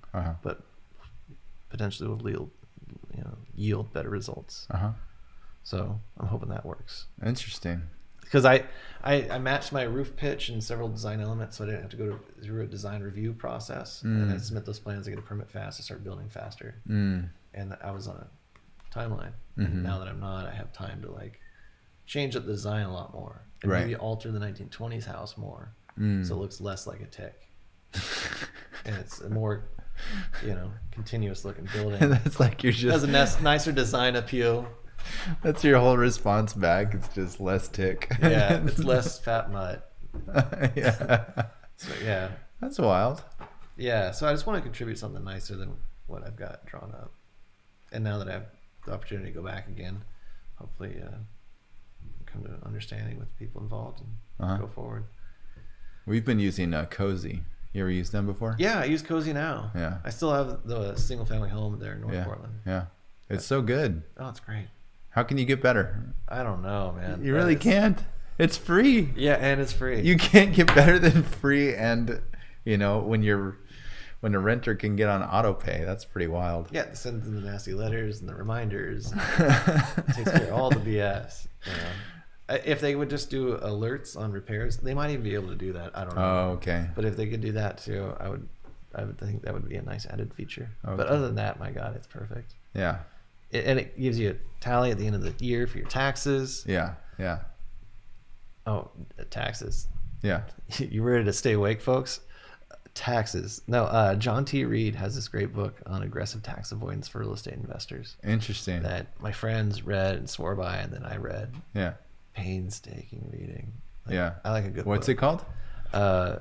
Aggressive Tax Avoidance for Real Estate Investors. Okay. By John T. Reed. R-E-D. Yeah. He's this funny old guy that self-published all of his books, and he has dozens of books, and they all have the same font and coloring scheme on the cover. It's funny. Yeah. But yeah, he's great with taxes, and got me into taxes, kind of a hobby, because I don't like paying more than I have to. Yeah, isn't that interesting that they call it tax avoidance if you're good at filing taxes? Yeah, and right? Yeah, and I mean, I guess that's my question: is where does it cross the line from being a good taxpayer to tax avoidance? Oh well, if you want to, you can give your whole paycheck to the government and then get it back in a tax return at the end of the year. Well, not only that, but you can actually pay more in your taxes if you want to. Yeah. There's an optional box where you can just continue, or you can pay whatever sum you'd like to above and beyond. Yeah. Why the fuck would you do that? I'm just saying. So that's the bad side. Yeah. So I just, when you break the law, they give some very clear examples of where you break the law. If you're being disingenuous, first of all, that's never go there. Yeah. But if you're saying, hey, I have a home office, it's this many square feet, my home's this many square feet, this is the percentage I'm writing off. Oh, I thought you couldn't do percentages anymore. Oh, yeah. Well, it always changes. Yes. Yeah. You're right. So that it has to be dedicated space now. Yeah. Yeah. You can't do this corner of my bedroom. Right. Yeah. But if it's a dedicated space now, you can write that off. And then, but with rentals, when I had roommates, I was writing off the percentage of my home that I was renting out, and taking that, and then so any maintenance or improvements I did on the house, I could write off 40%, because I already have 40% of my house, and it's for a rental. So I don't know. I got into it. It seems like a silly thing to get into. No. It sounds like a smart thing to get into, because those things are all about if you don't have a good mental model, if you don't have your head wrapped around them, they're just intimidating and you just shut down. That's my wife. Yeah. Taxes. Yeah. There's usually probably one person in a household that's the tax person, and then the other person's going to say, "You got this." Like, I trust you enough to handle that. Yeah. So what do you do to stay active then? Not enough. I used to be. Do you like lifting? Do you like running? Do you like sports? Yeah. I would just unpack boxes I had stashed with my uncle for 15 years, and there's these actual photos of me when I was in shape. It just made me feel sick and old. Oh no. Yeah, I just saw him like 2 nights ago when I was digging through them. I'm finally unpacking. Like, I just moved into a house. Oh, okay. Congrats. So finally, thank you. God, it's such a good feeling to unpack and not know when you're going to move next. Yeah, absolutely. And know that it's not going to be soon. Like, this is where I'm at for a while. Yeah. I haven't had that feeling in such a long time. It's hard to get that feeling. Like, it's not even necessarily like a bad thing, but it's kind of like there's if you are in any kind of, whether it's growing or shrinking, it's going to encompass transitions, and it's hard to get to that point, whether it's an upward track or downward track or whatever, where or a feeling of wanting to move somewhere else, or any of those kind of things, to be like, okay, we're here for now. Like, how far do you drive into work? How long does it take you? About 10 seconds. Yeah. Oh, you're home. Yeah, work from home. Yeah. See, that's awesome. That's perfect. Yeah. And then how long you been here? I think about a year. Yeah. That's awesome. Yeah. So you're not moving anywhere. You're unpacked. You're nesting. Oh yeah. You're nested. Yeah, we're nesting. Yeah. I'm a bit more of the like nest every time kind of person. Because I don't really believe in predicting transitions. Nest every time. Yeah. How long? You don't put up posters in a hotel room. Oh well, okay. Yeah. That's true. So, I'm not talking about hotel rooms. I'm talking about anytime you get into a real estate agreement. Real estate agreement. Okay. Yeah. I was just like, I'd been staying at a temporary place. Now I'm gonna put up a poster in the next hotel I'm in, and I'm take nesting. a photo and send it to Stop you. Laughing at me. And like, what else is a quick way to nest? I'm trying to think. Bring in some furniture with you, like just your luggage and some shelves on the wall. Your luggage in an ottoman. Yeah, there you go. Actually, we felt like we were nesting a little bit because we love to get a good deal. Like you were talking about the spending too much and everything. So we recently went to Hawaii, which is super fun. Which island did you go to? Main one. Okay. Yeah. Oahu. Whatever the main island is. Or Maui. Or the Big Island? Big Island. Oh, Big Island is okay. That's Hawaii. Okay. Yeah. So we went there, and that's Big Island. That's Hawaii. It was just hilarious because the place we stayed, it was away from everything else. Like, it was 45 minutes to drive to like any normal place, and then everything else around us was like, so there was a supermarket that was nearby us, but everything else was crazy expensive. Like, I'm not joking. Like, I think they had like a peanut butter and jelly sandwich for $14 or something. It was just like, we got a crazy good deal on being there, but it was like, I know why we got a good deal is because they like to, just nickel and dime you. Yeah. And that kind of got you stuck. So anyway, we went to Costco, picked up some groceries and brought them back to our place, but they made it extremely difficult to get them in there and everything. They've only got a trash can that's this big, and things like that. So it's just like, come on, we've got a container of salsa that's that big, but it was a smart way to go, just because we had all the food we could want. Yeah. And you got a full kitchen. Yeah. That's awesome. Oh, no full kitchen. That's a great that was a difficult part too. No full kitchen? See, that's the thing. We normally go full kitchen, but we didn't this time. Did you have a full-size fridge? No. mini fridge. Whoa. Okay. So you're just like staying in a hotel room. It was Like a suite. Yeah. A hotel room suite. Yeah. Wow. But I'm just saying, like, we felt like we couldn't eat like reasonably. Yeah. When everything was that, like a cheeseburger, $25. It's like, are you joking? Brutal. Like That's a tough place to travel. it's tough, and they don't tell you about that. Nobody's gonna tell you about that ahead of time. Oh man. But I can't. I'm not gonna slight them for it. It's smart business. It's just a little difficult. That's unwelcoming. That's Well, not being a good host. I would say it's gonna hurt their future business. Yeah. Where is this devilish town? I don't recall. Greedy motherfucker. I don't recall. No. You don't know where in Hawaii it is? I don't know. Oh. There was lava. All If right. that's helpful. Yeah. Lava. That volcano was erupting on the east side. Were you near that? Probably.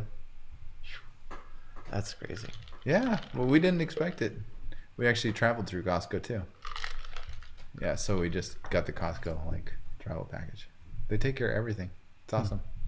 I don't know if you've ever done that before. No, I've seen some trips offered through Costco, and it seems like a good deal. Mm-hmm. And I know you can get Meadows passes, the ski resort passes and stuff through them. Yeah. Yeah, it seems like a good way to go. I've seen pictures of them like walking by to hand the lady my receipt. Yeah. Most annoying process. I had a friend Levi in here a while ago, or episode 3 or something, and he was talking about using a travel agent, which I thought was wild. How do you fly? There's still travel agents? I know, that's what I asked. How do you travel? Uh, If you don't do Costco and you don't do travel agents.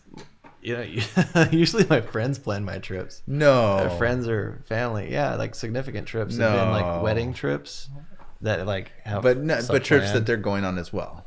Yeah. Okay. Yeah. I thought you were saying trips that just you go on. No, I don't travel alone too often. Oh, okay. Yeah, I'm usually with somebody. I love traveling in a big group. Uh-huh. That's my favorite. So you get people to you talk up a big trip and then get other people to plan it. I've not been the leader of it. Like it was a wedding. Yeah.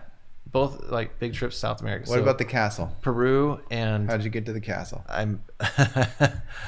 got to the castle by hooking up with my wife Zoe, and she planned this amazing European. There it is. She planned it. Yeah, she planned the whole thing. Yeah. She found where to go, how to get there, and reserved us lodging. So you have a specific criteria for meeting people.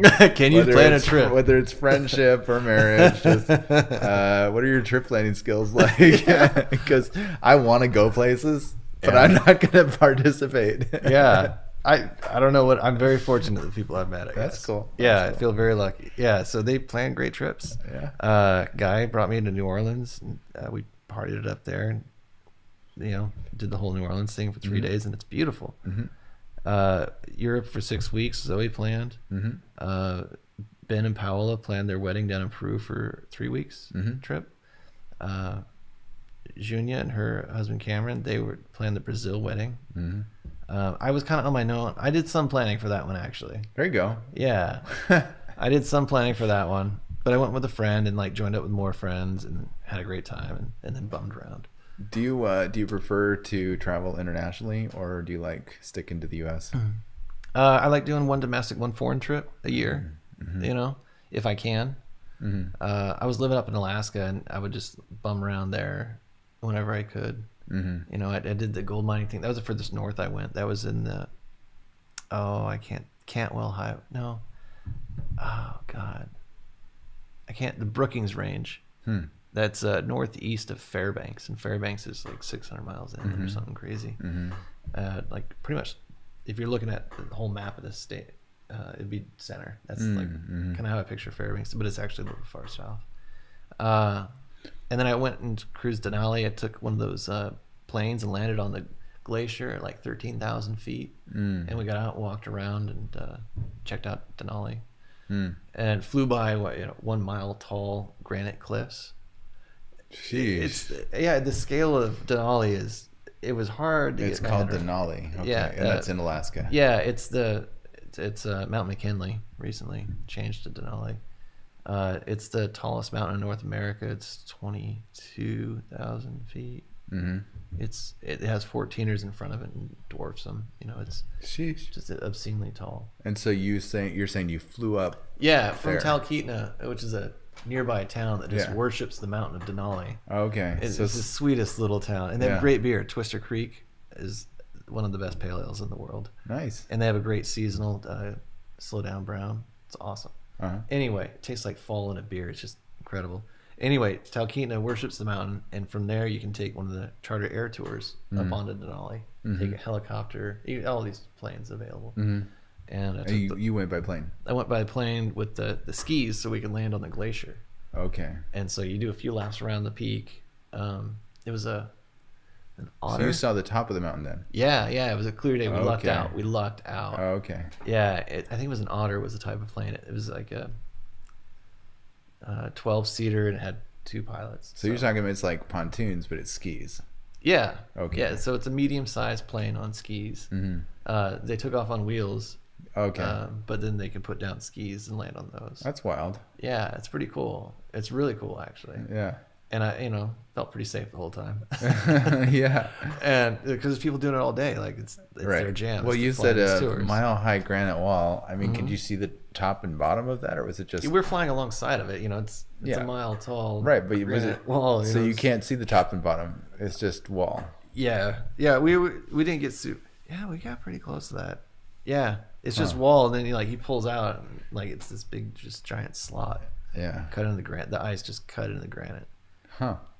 Like water through mud. Yeah. It's just, and then we flew up and did a few laps around Denali and the peak, and we were pretty close then.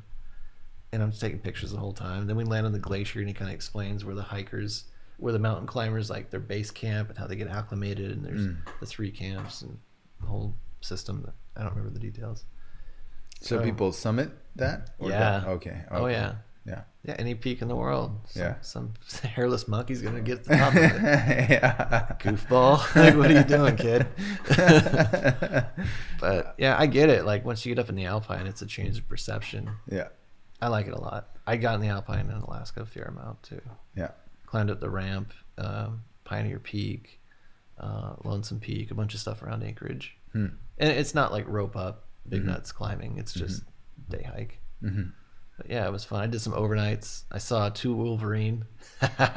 Yeah, Zoe, you knew I was going to mention this. You saw what? 2 wolverine in the wild. I got a video of it. Holy cow. Yeah. What is that? I've heard it, but only in comic book reference. So. Oh, okay. So wolverine is 50 to 70 pound. It's like a wolf, right? It's like a badger. Okay. But bigger and meaner. It'll fight a bear off its food. It'll cut through anything. It's just a mean motherfucker. Oh my god! It's the baddest dude in the woods. And so Zoe saw it too. No, I was by myself on this hike. Oh, okay. But she gets really tired of hearing this story. Gotcha. It's like my favorite story. It's my favorite experience. Tell it. This is the time. No, I was just going on my hike up to Eagle Peak, and it's one of those where there's not really like trails and stuff. And Eagle Peak is in Alaska. Yeah. Okay. It's just outside of Alaska. So you. It's the other side of one of the more famous trails. Anyway, you go up Highland Road to the end, park, and you just hike back through the valley. You go past Eagle Lake. You hang a left, and you hike up the waterfall. Super cool. You hike up the waterfall. So it's frozen. No, or you just mean on this nearby the waterfall. Yeah, it's nearby. Like okay. You figure out a way. I guess to that's get around dumb. it. You can't climb up a waterfall. Well, you can. It depends on the size of the waterfall and what's really? going on. Yeah, Huh. and there's lots of waterfalls that aren't vertical. Well, you were saying you don't rope, so yeah, I don't rope up. Yeah, no. So you go around the waterfall is more accurate. Right. And then there's another valley, and I went up on the high side of the valley to get out of it, and below me, about 100 feet down, and about 150 feet away.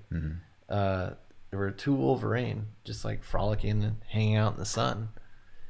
One was eating something. You could see his little bastard. And so these are the size of a bear, or no? It's 70 pounds max. Okay. That's the biggest So a big dog, basically. Yeah, a big dog, and they're brown. They've got a darker brown. They're light brown on their back. They've got a dark brown ring around them usually. Okay. Yeah. You saw 2 of them just hanging out. Yeah, it's really rare to see a wolverine in the wild at all, and like be able to sit there and film 2 of them for a couple of minutes before the mosquitoes got to me too bad. Yeah, was really amazing. Yeah, it was really just the pinnacle of my outdoor experiences ever. I feel like. How far away were you? About 100 feet up, and they were about 150 feet away. I was up above them on a cliff face. There was just a cliff right underneath me, and they were out a little ways. There's a little waterfall trickling down. Sure. Like small. Yeah. And they were just down there in this big flat green area. Right. So I bet you felt pretty safe, but. Yeah, I felt totally safe. At first, I thought it was a brown bear. Okay. And then I saw the pattern on it, and I was like, and the size of it, and it's like, oh God, that's a wolverine. Yeah, that's insane. And then he's got his little wolverine buddy with him, or her, or whatever. I don't know. Yeah, one of them was eating something, the other one was just like hanging out. Yeah, that was just a neat little moment up there in the mountains. Absolutely. Yeah. Then part of your Alaska adventure. Yeah. Then I spent the night terrified of bears, and then I went back down to town. And I bought a gun. Yeah. No, that was my first time. My first time I went, a different trip. I had a tent and it flapped too much, and every time it flapped, I thought a bear was gonna get me. Oh my gosh! It's just such a terror up there. Like people dying all the time. Really? All the time. It just feels like all the time. Feels like too damn much to me. Yeah. It's several a year that live in Anchorage. I get eaten by a bear. No. How many people you know in Portland got ate by a bear? Yeah, not many. Okay, it happens every year there. Yeah. So it's just more bear eating than I can handle. More bear eating human than I can handle. So I asked for my first night out overnight. Like I went back down and I bought a pistol. I got the 44 Ruger Red Hawk, 44 Magnum. Does that help with a bear? It slows it down a little bit. Okay. It's still 50-50. Interesting. Like, because if you scare one, the only time one's really going to attack you is when you scare it in the wild, or it's just going to come check you out. Yeah. So from my limited bear expertise, this is what I gathered in 4 years of messing around in the woods in Alaska. And they have different rules, like depending on what's going on with the bear, if you play dead or fight back. Most of the time a black bear, they want you to fight back. That's the most recent theory. It seems like they changed that a lot too. Yeah. And then brown bear, you want to lay down and play dead, because mostly it's just territorial, or they're just looking for food. And a black bear will just start eating you. So you don't want to play dead. You're fighting for your life against something. It's 300 pounds and it's teeth and claws. Yeah. That's crazy. It's intense. Puts a hard edge on hiking. Yeah. Yeah. So, and I used to carry on bear spray, and I felt like I was pretty safe. Okay. And that is helpful too. Okay. Except when it's windy. Oh, okay. And then it just blows in your face and you're incapacitated. The bear comes up and eats you. I feel like. so don't spray it into the wind. Yeah. Is a good tip for bear spray. Yeah, and when you're afraid for your life and a bear's coming at you, you don't want to like test the wind real quick. Yeah. And it's like, oh God, I'd rather just shoot it. Honestly, like it's a terrible thing to say, but it's them or you. Yeah. And you only hope you can hit it. The bullet's not gonna get blown by the wind. Yeah, exactly. You'll get a black bear with a gun that size, a pistol. Okay. But a brown bear, it's not likely. Interesting. I don't know. I think it's just kind of your time if you have to square up with a brown bear. Just hope it ends quick. Yeah. I don't know. Usually you hear them or something. Like brown bear is a little bit easier to avoid. Black bear. Did you talk to anybody that had encountered bears or anything? I carried on bears a fair amount. Mm-hmm. You've seen some bears in the wild? Yeah. Oh yeah. Oh wow. Yeah, and saw some bears in town. Last time I saw a bear was at noon by the high school. Sheesh. Yeah, on Northern Lights. It's one of the busier streets in town. And so he was just checking stuff out? Yeah, it would be like seeing a bear at our Barber Boulevard. Right. Yeah, he was just strolling through. Yeah. They come out of the mountains on the other side of town, through town to the coast and back. All the animals, the moose, the bears, everything. So it's just part of being there. In Anchorage. In Anchorage, yeah. Okay. We've had moose in our front yard, lots. Just sitting there eating the grass, shitting in the yard. So how long did you live out there then? It was 3 years. It was 3 years. Yeah. Yeah. It was all of 15, all of 16, all of 17. Yeah, because when you left, I was like, doesn't seem like he's coming back. It seems like he's Alaska forever. Yeah, that was the plan, man. That was the plan. I wasn't even going to be still dating Zoe. Zoe and I had only been dating for a month. And I was just going to move on. Was the plan. Yeah. And ended up dating her the whole time, long distance. Oh my gosh. And ended up moving back down here. You had a 3-year long long distance relationship? Yeah, and she lived in Salt Lake City, and I lived in Anchorage, Alaska. Holy cow! It's 3,300 miles. So you must be happy to be IRL. Yeah, it's kind of nice. I was the FaceTime boyfriend for a long time. Gotcha. But we saw each other like kind of a ridiculous amount. We saw each other once a month. Once a month. Oh, okay. I know people who live a lot closer don't see each other that much. Right. So that was kind of nice.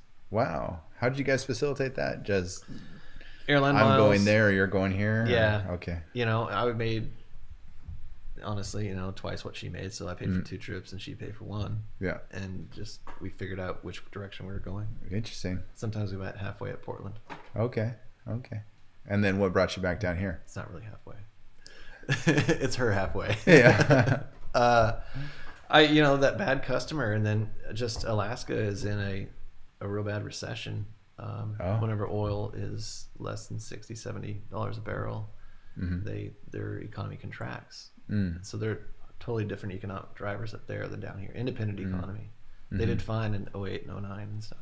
They're barely phased. They're like Canada, But with the oil prices being down the last 4 years, $50 a barrel just crushed them. And then for years and years and years of that, just interesting. So so the economy was down, and construction is affected heavily by the economy. Had a bad customer. It was my first one, and I just got tired of not making money. And being in a place that has contracting recession. Yeah. And like no economic prospect really. Yeah. And I could have taken a job with a company, but then that would have kept me up there. But traveling, the company that would have hired me would have kept me traveling. It just didn't like my options up there anymore. Mostly economically driven. Socially, I was great. I still have my friends and the people I really love and admire in my life. Or quite a few of them are up there. Is this something where there's a different type of life up there or something? I just get the sense that it's something where it's like everybody knows that it's cold outside, so there's a certain kind of camaraderie that exists up there. Absolutely. Yeah. And people are hard. They got a hard edge on them, but they're good people. It's just everybody gets real grouchy in February and January because it's so damn dark and cold and just miserable. But that, like you said, that does do some camaraderie, but a lot of times just grumpiness. Okay. In the summer, everybody's just so happy, and like the earth is just like glowing with life and just beaming. Yeah. It's just so charged up there. Yeah. Because when life happens there, man, it goes fast. When I was up in the gold mine, the snow just melted. Over the 4 days, the rabbits went from white to brown. Oh my goodness. The grouse was nothing to like knee high. And, Right. And it was 4 days. And the buds were opening up on the trees and everything was just exploding. Okay. And that's the way it is there. It just explodes with life. And all these fish are coming in everywhere and everybody's stoked from fishing. Yeah. And then, in the fall, they get a little hunting season and it's just awesome. Late summer. Now it's there's a bit of a different day up there, right? Depending on the time of the year or something. 5 hours of daylight in the smallest amount in the winter. Okay. And it's from 10:30 till about 3:30. Okay. And the sun just barely clears the horizon and goes back down. Oh, shut up. So it's like always in sunset. almost always in sunset. But when the sun's up, yeah, you get those hours of daylight. Yeah. I swear my first winter there, I saw more hours of sunlight than I saw in Portland winters. Oh, on average. okay, because the rain and everything. Yeah, just because the rain and the clouds. Okay. When it's there, it's like sunny. Sun's limp and lazy, barely hanging in the sky, but it's there. Sure. So I don't know. As far as the daylight went, I was happy with it. Okay. I still got out and I hiked and snowshoes and everything, so it was fine. Well, it makes sense that it wouldn't get that hot if it's always with the sun down. Yeah, and there's a big outdoor community there in the wintertime. Fat bikes are huge there. Okay. Just those big fat tires. Yeah, 8 pounds but that are of pressure. bicycles. Yeah. Okay. And they're 8 pounds of pressure in them. Uh-huh. And so they just cruise along the snow. If you get on a packed trail, and then there's skate skiing, cross country skiing, all the Nordic stuff, all the All the outdoor stuff is great there in the wintertime. So people are just like flashlights everywhere all the time? Oh, it's headlamp season. Headlamp, okay. Yeah, your flashlight, headlamp, whatever. Yeah. Yeah. So everybody's wearing a headlamp. I had one in my truck. I had one in my house. I had headlamps scattered throughout my life. That's crazy. Yeah. And just like looking for a headlamp. What a different world. And then in the summertime, it just seems like it's continuous camping. Yeah, I don't know. know. That's how it sounds. You're in the city. You're paved roads, indoor plumbing. Okay, okay. It's not that extreme, except for up in Circle. Sure, or Central. You didn't get that, but no indoor plumbing there, no paved roads. Yeah, not many. Yeah.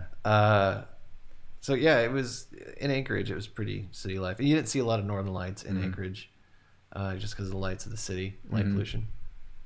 But getting out in Talkeetna is amazing. The what? Northern Lights. Oh, okay. Have you seen those? Frequently, yeah. When you get out of town, yeah. In town you don't really see them. I saw them a couple times, like on the way to the airport. But it's too much light pollution, really. So like the extreme west end of town that's up against the ocean, you might catch them. Yeah, there's a lot of light Have you pollution. seen them like real well at least once? In Talkeetna, yeah. Okay. That's that little mountain town that worships Denali. Oh, okay. We'd go there for day trips. It's just a fun place to hang out. Yeah. And get out of town. It's about 2 hours drive from Anchorage, north. So yeah. Are they big or are they little? Are they as colorful and bright as it seems like in the photos? Like they're different than all the photos. They don't look the same. The edges... Well, that's the thing I didn't want to hear. No, I think they're better. You have to go see it. Yeah, no, I mean that's what I didn't want to hear. I wanted to hear, it's just like the photos. You don't need to go see it. No, it's nothing like the Grand Canyon where it's just like the photo. You can just Right.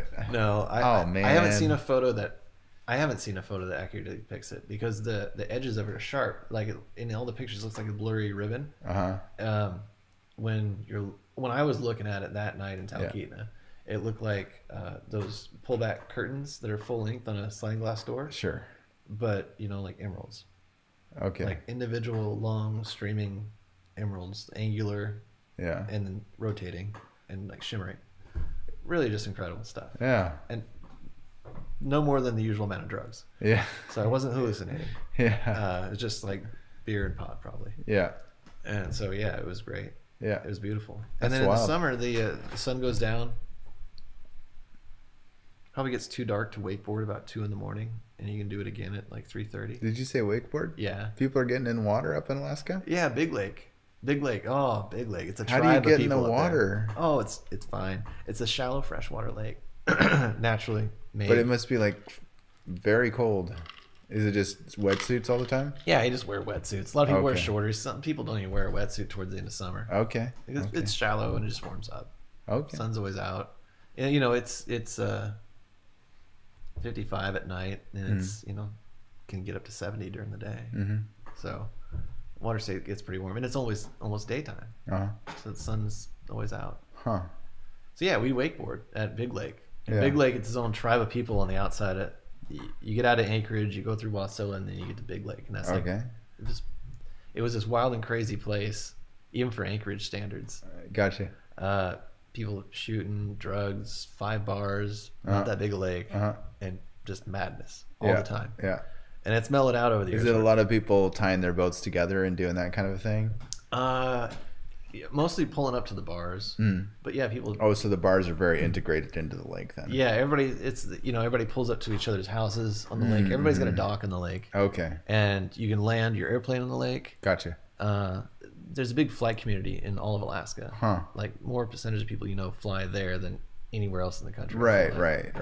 So because you fly to get to a lot of places. Just because they have villages there that don't have roads. I can't imagine they have trying Amazon to fly. They don't have a road. I can't imagine trying to fly onto a river or onto a lake that's like has people boating and everything on there. Yeah. Just like I'm coming in. Yeah. Oh yeah, when you're boating on Big Lake and you're pulling somebody behind you, you're like checking out. You're boating in 3D because you're checking out airplanes. That's crazy. You're watching your boater. You're watching your guy you're pulling. Yeah. You're watching the other boaters, and you're watching for airplanes. Yeah. And on 4th of July, it gets busy.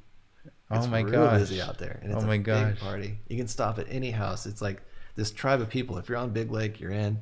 Oh my gosh. And so you stop at pretty much any house, and like I don't. And just hop in. Just and like there's already a party going on. Have there. a bite. Hey, where are you guys from? You know, what are you guys doing? Yeah. Oh, we're with his. Oh yeah, I know those people. Yeah.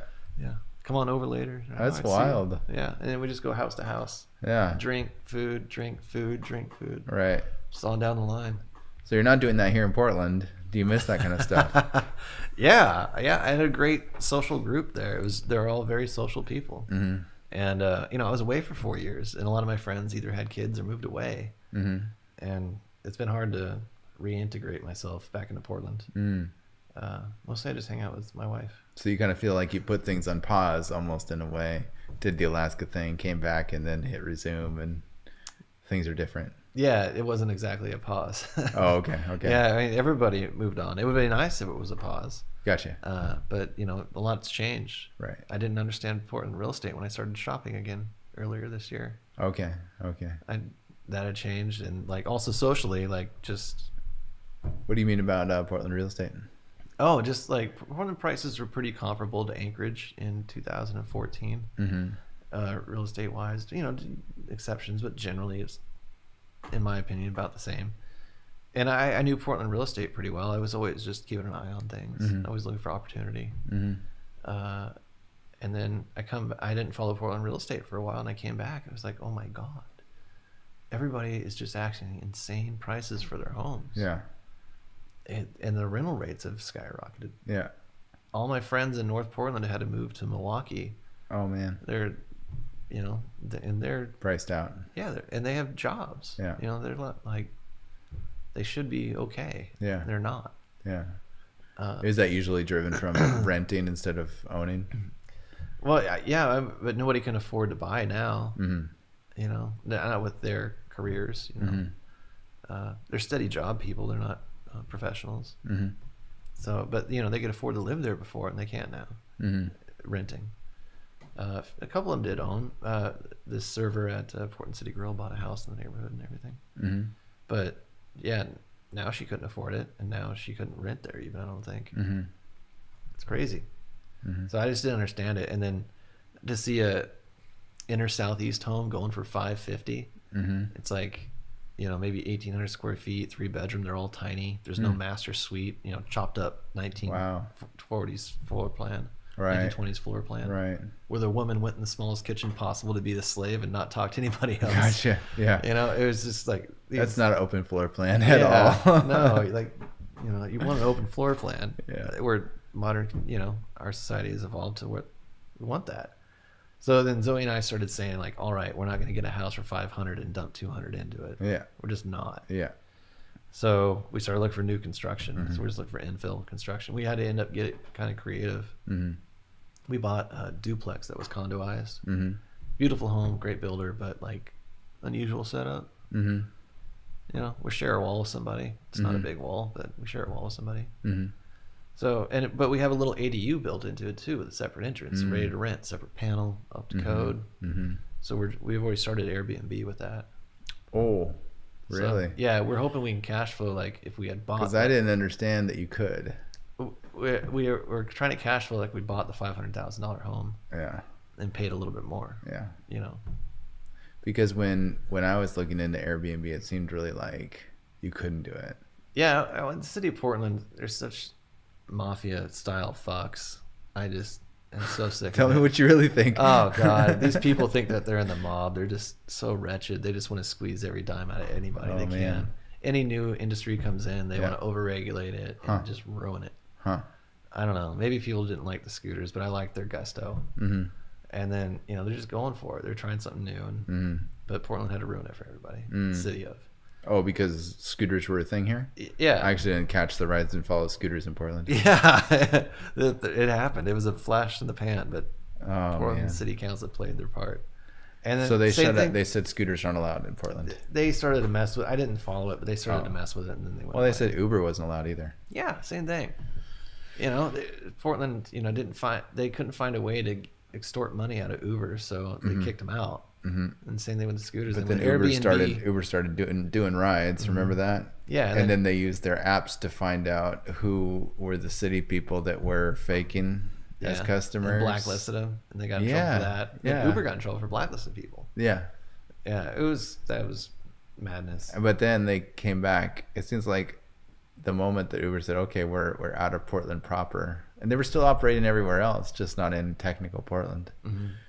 Maybe they could even deliver in Portland. They just couldn't pick up in Portland. Yeah. But then they said, it seemed like it only lasted a month or two, and then they're like, Portland says it's okay now.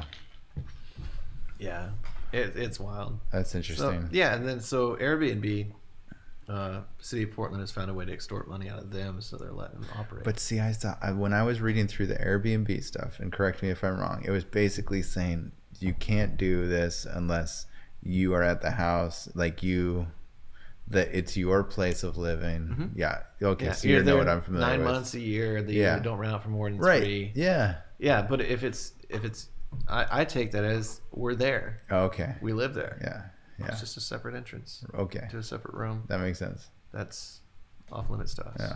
Yeah. Interesting. So I take that as we live there, and they have a separate electrical panel. Well, I just got freaked because they said they're handing out warnings, and then the other thing said they're skipping the warnings now and just giving out the fines. I was just like, what is up with this? Like, why would they be like?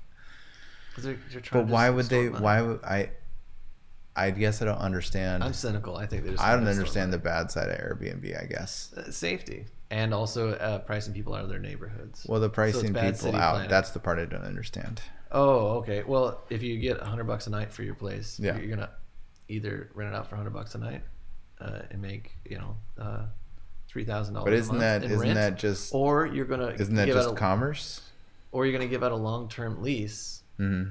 and you're gonna price your long-term lease to be competitive with a $3,000 a month rate. Mm-hmm. So for your 2-bedroom home, instead of renting it out for like $1,600, which is what it was when I left, you can get $3,000. But how is that different from just commerce? Yeah, so that goes into city planning, and I kind of am into city planning. Oh, okay. Like you got to plan a city. Like if you just let economic drivers mm-hmm. do the planning for your city, it doesn't function. Interesting. Why not? Where does the rubber meet the road? Well, so like Portland has great city planning. Mm-hmm. Pretty good. I don't want them to get a big head. I heard somebody else saying that they didn't like Portland just a couple of minutes ago. Yeah, I mean, it has its ups and downs. So what they're doing is. I love Berlin. Berlin's my favorite city. Let's talk about Berlin. Okay. In Germany. Yeah. Berlin, the one. It's a city with an old history, but it's just been rebuilt. It's just been revamped, put back together after the big war, mm-hmm. where it basically got leveled. Mm-hmm. So it's a new city with a lot of nods to the past. They have a public transit system that's approachable in price and can get you anywhere quickly, and you're not waiting more than 5 minutes for any mass transit. Mm-hmm. So it frees up all your roads. You spend less on infrastructure. Mm-hmm. I think it just benefits everybody to have good city planning like that. So a good mass transit system, also a lot of parks through the whole neighborhood, and also like more frequent commercial zoning. Mm-hmm. So that you can have a regional shopping center more close, so you don't have smaller parking lots. But what happens if you just let it go? What happens if there isn't a plan? If there's no plan, typically you get what's in the suburbs. Stereotypical suburbs, vast tracts of houses, drive a long ways, like get onto bigger and bigger roads, smaller arteries, getting bigger arteries on the roads, mm-hmm. to arterial roads, and then regional shopping centers with massive parking lots. Okay. And I don't know that's good for. We found that to be good for mixing up cultures, allowing different businesses to move in. Like you don't have to be some behemoth to move in the mall. You can be a small mom and pop restaurant and open mm-hmm. a food cart if there's good city planning for that and the city allows for it.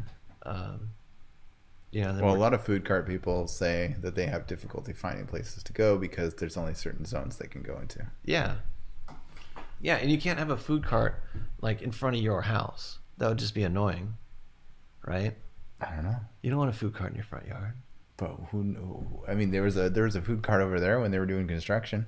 Yeah, that's great. The one on wheels that just goes in and out. Well, that's what a food cart is. It's a car that does food. Yeah, but the permanently adhered to the ground ones. I don't know. I mean, if it had great burritos. I mean, I guess I'm just. I guess some moms. I ain't playing devil's advocate, but some moms like would be against, like some people would be against having crowds of people hanging out, eating burritos, throw them in their yard. Like, go to the food cart zone for that. Like, not my front yard. I feel like most people, but if a more articulate person came came this is a false problem, though. I mean, people who live in the city have that all the time. Yeah, and they like the mixed use. But I don't think you're going to get that in the suburbs. I don't think every suburb is going to have a food cart with a large group of people. That's not the pinnacle of city planning. I was inarticulate with that. But no, but I just think organic and open and free. Good city planning allows travel and access throughout the city. Okay. Without congestion, and more evenly distributes the economic drivers of the city into different locations. So, and also like these long strips that we have in Portland, like Hawthorne, Division, Powell, commercial strips. Instead of just one and building that up, you have several. And so that's all good city planning to allow those long commercial zones to thrive. So how do you think Portland compares to Berlin? Oh, not as good on the mass transit. Not as good at roads. I don't know. Just and then the density, I think, could be upped or should be upped for Portland. I think they're reacting too slowly to upping the density that's allowable on spaces. Density meaning? Like this lot could have 10 units on it. So you go vertical. You're saying that there's height restrictions. Yeah, also like zoning restrictions. Sometimes the number of homes you can put on a property is limited by the square feet, your floor to air ratio. If mine is 2 to 1 and my lot is 3,300 square feet big, I can build 6,666 square feet of livable space on that lot, and I can chop it up into 3 apartments or 6. It's not limited by the number of homes. There's residential, there's building code that limits how small they can be. But yeah, so it's it's more city planning too. It's like, where do those zones exist? How many people get that opportunity to develop something that's higher density residential or mixed use, where you have some commercial on the first floor and residential on top? Really curious where all those rules developed from, like how those came about. Just people studying evolution of cities and trying to figure it out, trying to do the right thing. I mean, everybody's got good intentions. You don't want to slow business. You want your business to thrive. You want your city to thrive. So you try and just plan for that. Anchorage didn't have great city planning. When it exploded, the population exploded in the 1980s. And all over town, you got these random, just super tall buildings. And it just doesn't, it's not like a continuous design scheme for the city. It just doesn't seem well put together. And the traffic. So aside from doesn't seem well put together, what are the downsides? I mean, is it just a visual thing? No, it's not just a visual thing. Mostly it's that even distribution of the economic prosperity of the city and reducing congestion and people transporting goods and services through the city. That just allows for a healthier city. Also, the more vertical you go, the less impact and less need you have for like sewer systems. Like your sewer line in your street services 6 people, but a sewer line downtown services hundreds. And in the same length, bigger pipe, still the same length.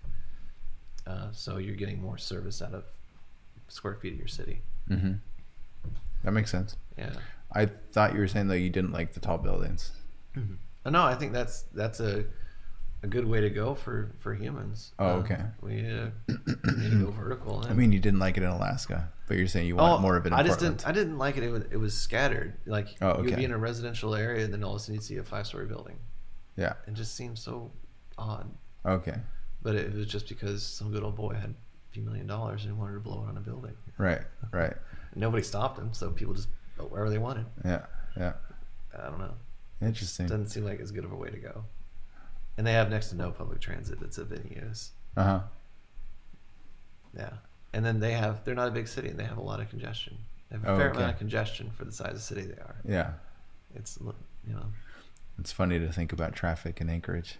Yeah, it's a bowl, so I mean they do have some serious challenges. Oh. It is, it's just a bowl. You got the mountains on one side, the coast on the other. Oh, okay. And it gets real narrow on each end. Okay. So you got this real challenging geography to deal with. Okay. I don't say I've done better, but like I've seen do the mountains protect it pretty well from brutal weather, or do they contribute to it?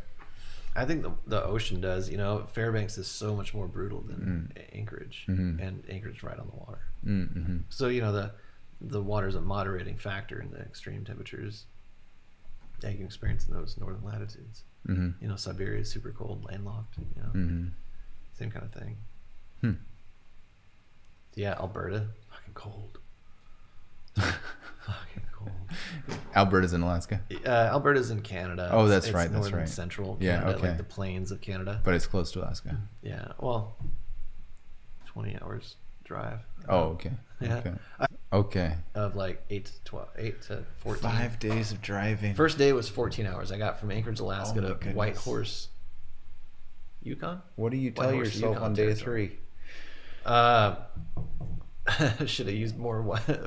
Should have saved more podcasts when I had Wi-Fi. Oh, there it is. I should have. Yeah, that's day 3, and I was pretty over it Yeah. because I was in day 3 is like where the fun stuff stopped. Mm-hmm. I came all the way over. Usually people go down and they do that Highway 1 and they're in the Rockies and it's beautiful the whole time. I went all the way over to the eastern side of the Rockies and came down in the plains of Canada. And it's like driving through Kansas for like 2 days straight. It's just flat, featureless, monotony, terrible driving. Yeah.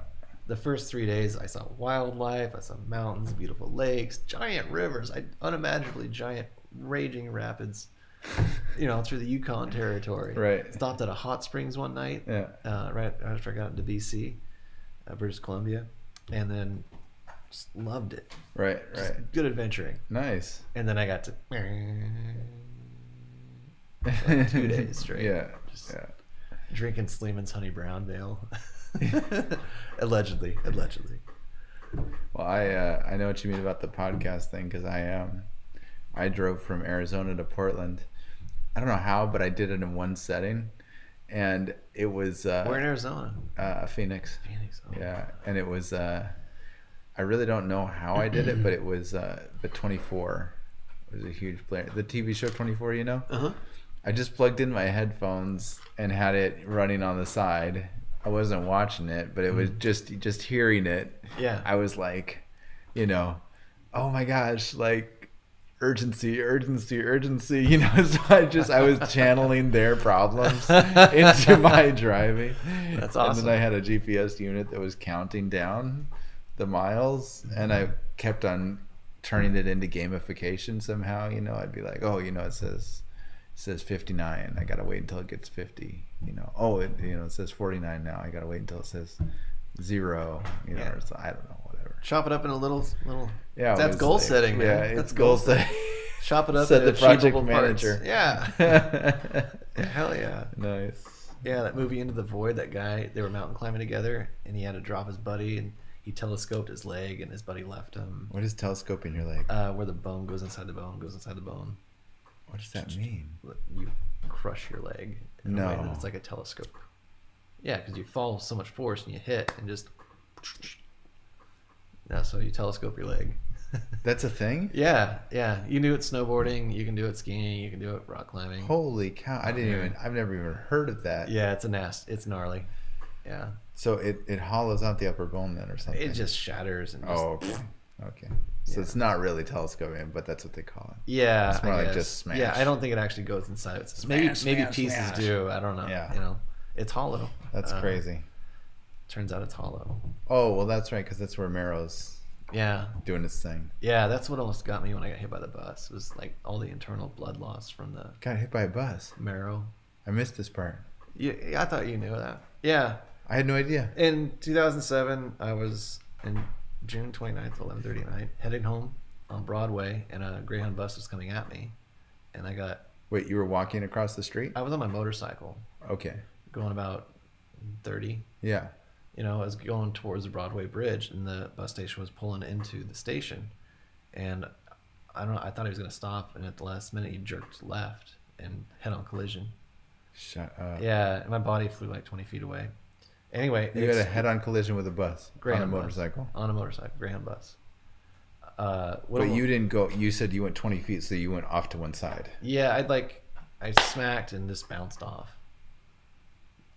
Yeah. Oh my gosh. So the bus is only going like 10. Yeah. But yeah, the motorcycle, I imagine, I don't really know, but I imagine from my injuries, there was all on my left side of my body.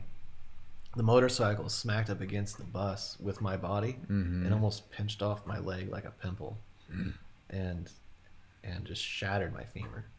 And that's what almost killed me, was all the internal bleeding and oh my gosh. That, just the explosion of bone. What's your recovery been like? It was, I mean, have you made a full recovery, or is it? Yeah. Wow. Yeah. Okay, I do recall one thing. I got this injury, and I remember it was pretty fresh, and I specifically remember you telling me, here's what it's going to look like several years later. Do you remember that?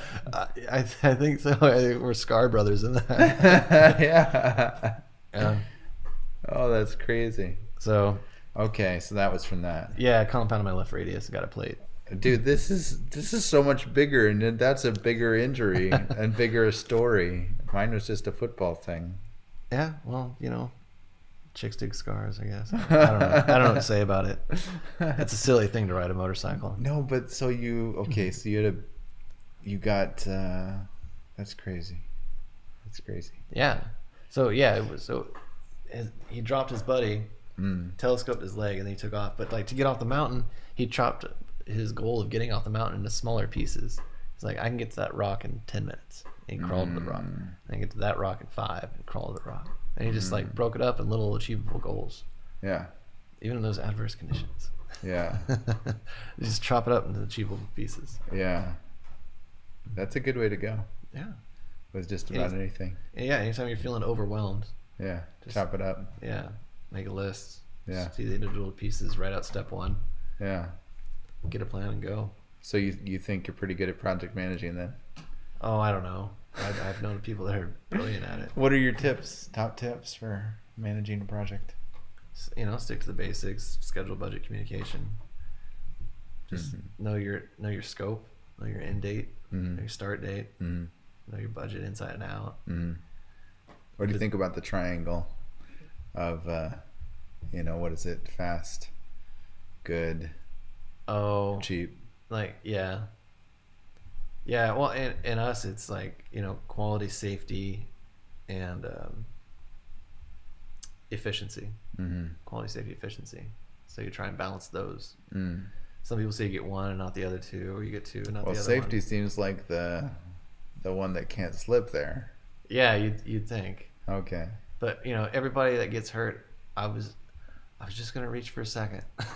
Just gonna what? Reach there for a second. What are you doing out of your ladder, monkeying through the rafters? Oh, gotcha. It was just a second. I just had to reach this one thing. It wasn't worth gotcha. spending 20 minutes going to get, looking for another taller ladder. And so getting a it big all part set up. about safety is just telling people to not do the things that they're doing. Yeah. Okay. Just the one thing for a second. No, just. I noticed just that. Spend the 10 minutes, get the taller ladder. Yeah. It actually is worth it. Yeah, and clip yourself in or whatever it might be. Please, God. Yeah. Yes. It's just not worth getting hurt over. It's funny that I've done it 1,000 times like this. It's funny that people have to tell other people don't hurt yourself. Yeah, I don't know. People don't have that out for themselves to say. Well, because the thing is, people get hurt. People have accidents. I guess I know that I have accidents, and so I try to prepare for things. I don't think I'm invincible. I don't know why some people do. I suppose it's kind of a mindset that you got to get into to do certain things, or maybe if you found it to be your motivation, right? If you found getting in the mindset of I'm invincible to be an effective way to rally, some thrill. Energy, yeah, and not even thrill, but just the motivation to keep going. That you need a little bit of an edge there or something. I don't know. Yeah, I ended up just thinking I was being reckless my life. I was just being reckless. Just not with the motorcycle. Yeah, just not taking close enough care of myself. Yeah. I don't know. And maybe what is it called, the syndrome where you hurt yourself? Maybe some of that was in there. Oh, okay. But I don't know. I don't know. What the heck was I thinking? Yeah. Oh, you mean because you took the risk in the first place of getting on a motorcycle? I'm just getting on a motorcycle. I mean, every time you get on a motorcycle, you like, it's a joke that there's a seatbelt law and you can jump on this thing. Yeah. You know, there's no doors, there's no hood, there's no roof. Yeah. You know, you're out there. Yeah. All of a sudden, you turn into from a motorist to the pimple waiting to be popped. Right. You're just a soft sack full of sharp sticks, and you're going up against cars and things that are very, very hard edged. Yeah.